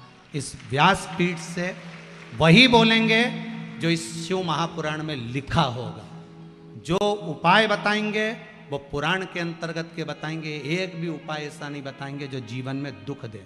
और आप लोगों ने उपाय करे होंगे, सबको लाभ मिला होगा। बोलो मिला कि नहीं मिला? इंदौर जैसे शहर के लोग भी अगर उपाय कर रहे हैं तो उसका लाभ, जो लिखा है उसको बताओ। मां अपने बेटे को भी कहती है कि बेटा जा रहा है, सुनो, तोरण पर जाओगे, घोड़ी पर चढ़कर जाओगे, तोरण लगाओगे, अंदर जाओगे, तुम्हारी सासू मां तुमको कुछ खाने को देगी तो एकदम मुख आगे मत करना, वो हाथ खींच लेगी। बोलो समझा के भेजती कि नहीं भेजती? मां भी समझा के भेजती है। मेरे वेद व्यास जी महाराज ने अगर ये 24,000 श्लोक की शिव महापुराण की रचना करी है तो जनमानस को समझाने के लिए करी है कि अगर जीवन में दुख है तो शंकर को ये वस्तु समर्पित कर देना, शिव तेरा कार्य कर देगा, शंकर तेरे को संभाल लेगा, तुम शिव के हो जाओ। अब आगे आप लोग फिर वो दूल्हा अगर मम्मी की कहना नहीं माने, माँ का कहना नहीं माने तो लपक। अब वो माँ ऐसा करे सासू और वो मुंह लेके आगे आए, फिर वो माँ हाथ पीछे करे, फिर आगे करे, फिर पीछे करे, फिर आगे करे, तो लोग उसकी सखियां जितनी हैं दुल्हन की वो हंसी उड़ाए। फिर संसार, अगर वेद व्यास जी महाराज ने लिखा है कि आप शिव को ये समर्पित करिए, शंकर को जल चढ़ाइए, बेलपत्र चढ़ाइए, शमी पत्र चढ़ाइए, ये धतूरा चढ़ाइए, इस भाग को समर्पित करना है, अब आगे आपकी मर्जी। कई लोगों को तो ये तक नहीं मालूम था कि सावन महीने में भी शिवरात्रि आती है, बस आ गई और निकल गई, मालूम है नहीं। सोमवार की अष्टमी पड़ती है, शिव और पार्वती का मिलन होता है, उसका व्याख्यान वर्णन, उसको समझो। शमी पत्र की क्या महत्वता है उसको समझो, बेलपत्र की क्या महत्वता है उसको समझो, उसको समझना है। शिव महापुराण की कथा कहती है, शंकर का अनुमोदन कर रहा है, शंकर की भजन कर रहा है, भगवान शिव की कथा कर रही है, अपने जीवन में उतारने का प्रयास करे शिव तत्व को। वृंदा को मारने, वृंदा के सातिर दिखाने के लिए शिवजी ने एक बार भी नहीं कहा कि भगवान विष्णु आप रूप रख कर जाओ, क्योंकि मेरे शंकर और मेरी पार्वती हमेशा एक मंदिर में रहकर आशीर्वाद प्रदान करते हैं, अखंड सौभाग्यवती भव। ये वर अगर देते हैं तो मेरे शंकर देते हैं, माता पार्वती देती है, कोई दूसरा नहीं दे सकता। भगवान विष्णु ने वृंदा के साथित्व को डिगा दिया, शिव जी ने जलंधर को मार दिया, जलंधर का सिर कटकर वृंदा की गोद में जाकर गिरा। जैसे ही वृंदा की गोद में आया, वृंदा चीख पड़ी, मेरे पति का अगर यहां शीश है तो पलंग पर जो सोया है वो कौन है? जाकर पूछा, नारायण ने अपना असली रूप दिखा दिया, दिखाया, क्रोध आ गया। वृंदा ने कह दिया, वाह नारायण वाह, आपने मेरे साथ छल करा है, मैं आपको श्राप देती हूं, आप पत्थर बनोगे। और वृंदा हाथ में जल लेकर अपने ऊपर छीट कर तुलसी का क्यारा बनती है। जब तुलसी का क्यारा बनने लगी वृंदा, शिव जी से कहा, भोलेनाथ आपने मेरे पति को मारा है, आज आपसे कहती हूं कि मैं तुलसी बनने के बाद मेरा तुलसी का दल आप पर नहीं चढ़ेगा, केवल वर्ष में एक दिन बैकुंठ चतुर्दशी का दिन ऐसा होता है, रात्रि को 12 बजे से सुबह 4 बजे के बीच में शंकर भगवान पर तुलसी और ठाकुर जी को बेलपत्र समर्पित होती है। वो बेलपत्र और तुलसी को उठाकर शहद की शीशी में रखा जाता है। शहद की शीशी में उसको रखकर जो बच्चा पढ़ने में कमजोर हो, बुद्धि में कमजोर हो, जिसकी चंचल वृत्ति हो या मन पढ़ाई में स्थिर नहीं हो रहा हो, उसको 1 महीने तक वो शहद चटाया जाता है। 1 महीने से ज़्यादा नहीं चटाना है। कई लोगों का जो दिमाग काम नहीं करता, बुद्धि विवेक काम नहीं करता, उसके लिए भी पहले वर्णन करा है कि गाय जब अपने बछड़े को दूध पिलाए और बछड़े के मुख पर जो फेन आए, उस फेन को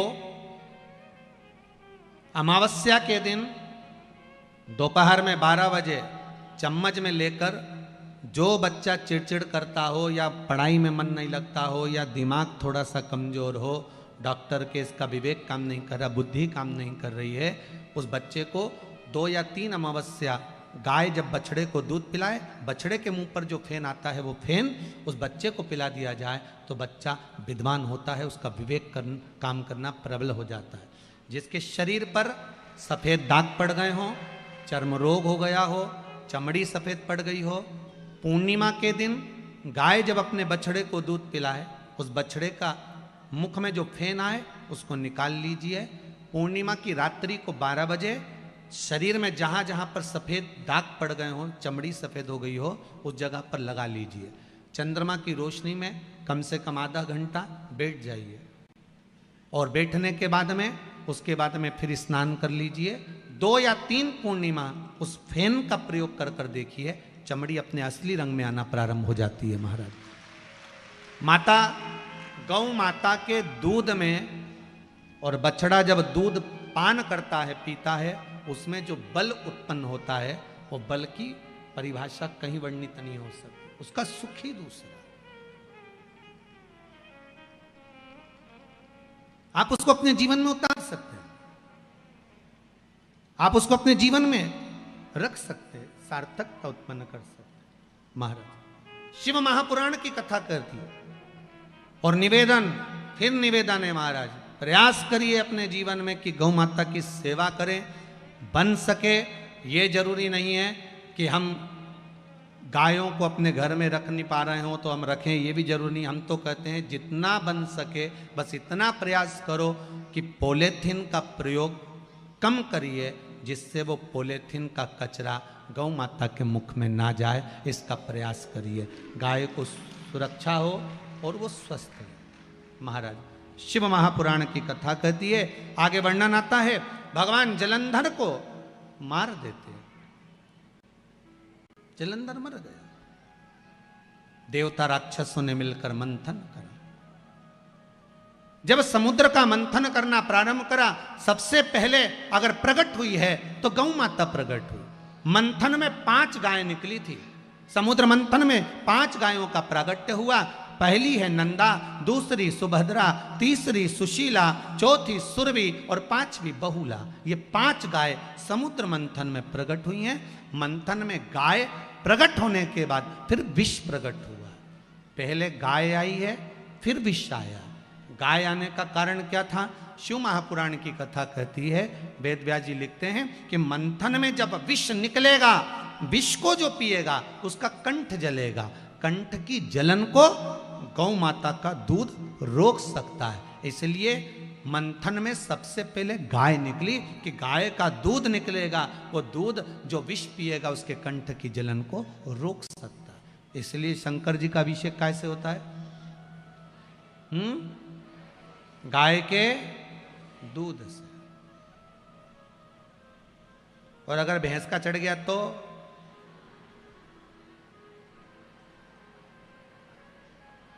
अब तुम्हें कैसे मालूम कि ये गाय का ही है? वो दुकान वाला कहेगा कि गाय का है कि भैंस का है।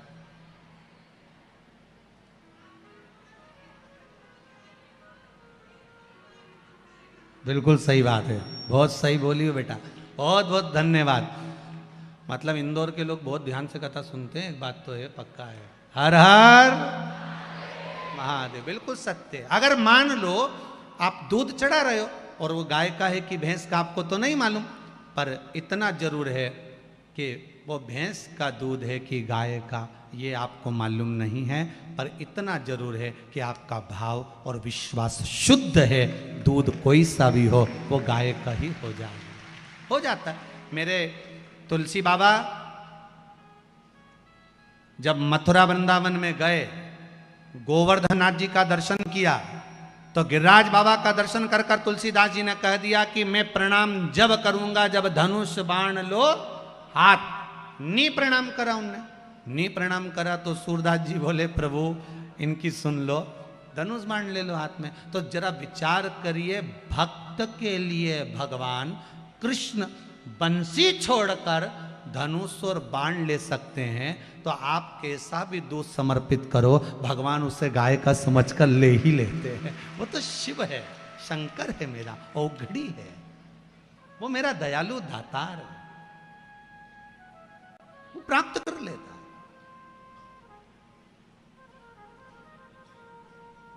आप कैसे भी दे रहे हैं वो मिलेगा, बस हृदय से दिया जाए, दिल से।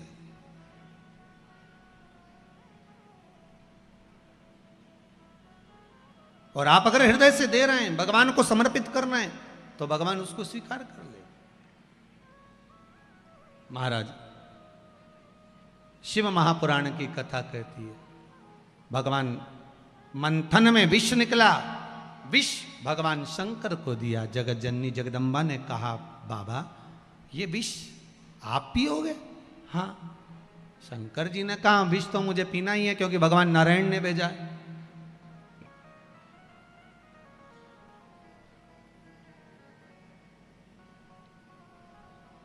बाबा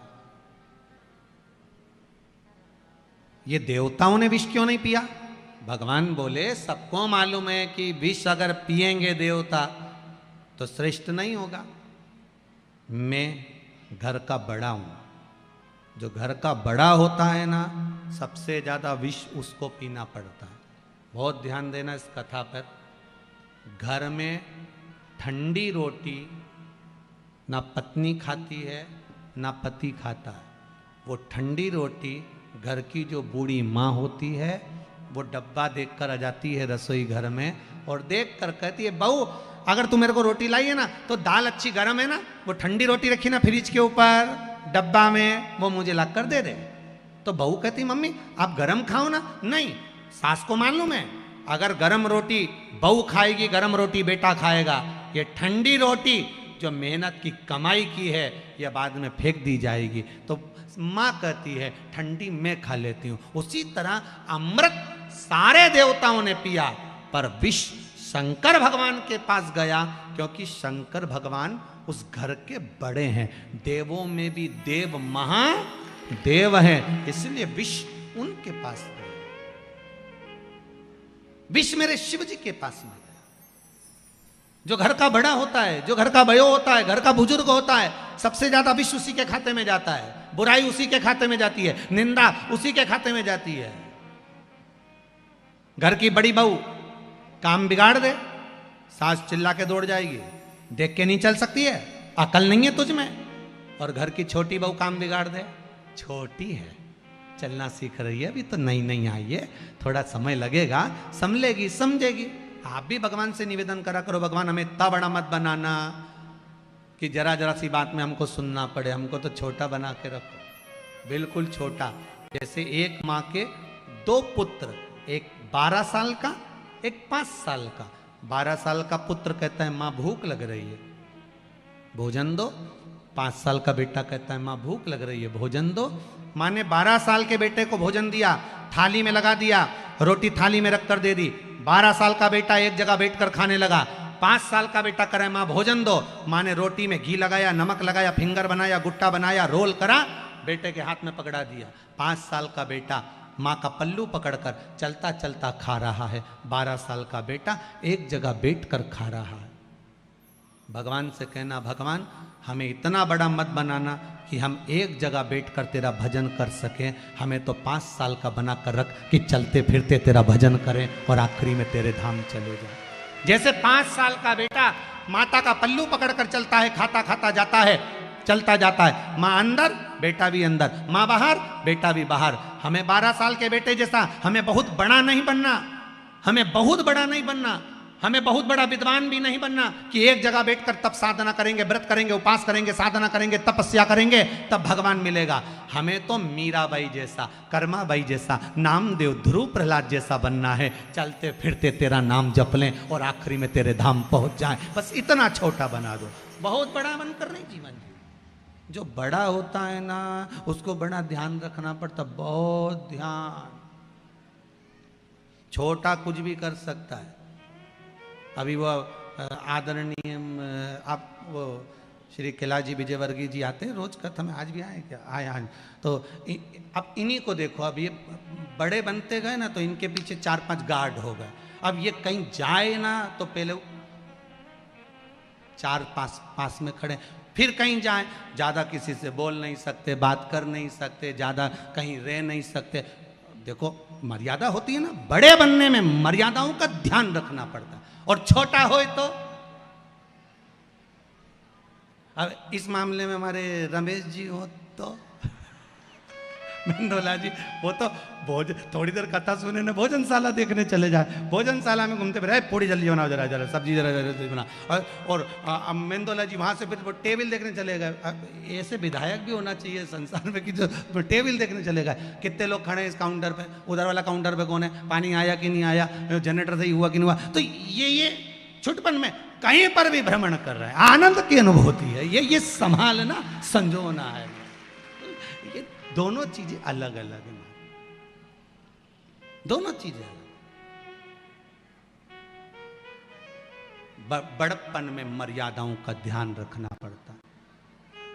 मेरे राघव जी, मेरे राम जी महाराज बड़प्पन में मर्यादा का ध्यान रखें। बहुत सहना पड़ता है बड़प्पन में, कोई छोटा मोटा नहीं है कि व्यक्ति बड़प्पन में सहता नहीं, बहुत सहना पड़ता है। कोई कुछ कहे, बड़े हैं वो संभाल लेंगे, बड़े हैं वो देख लेंगे, बड़े हैं वो संभालेंगे। छोटे और बड़े में ये अंतर। इसीलिए महाराज शिव पुराण कह रही है, मिलता है सच्चा सुख के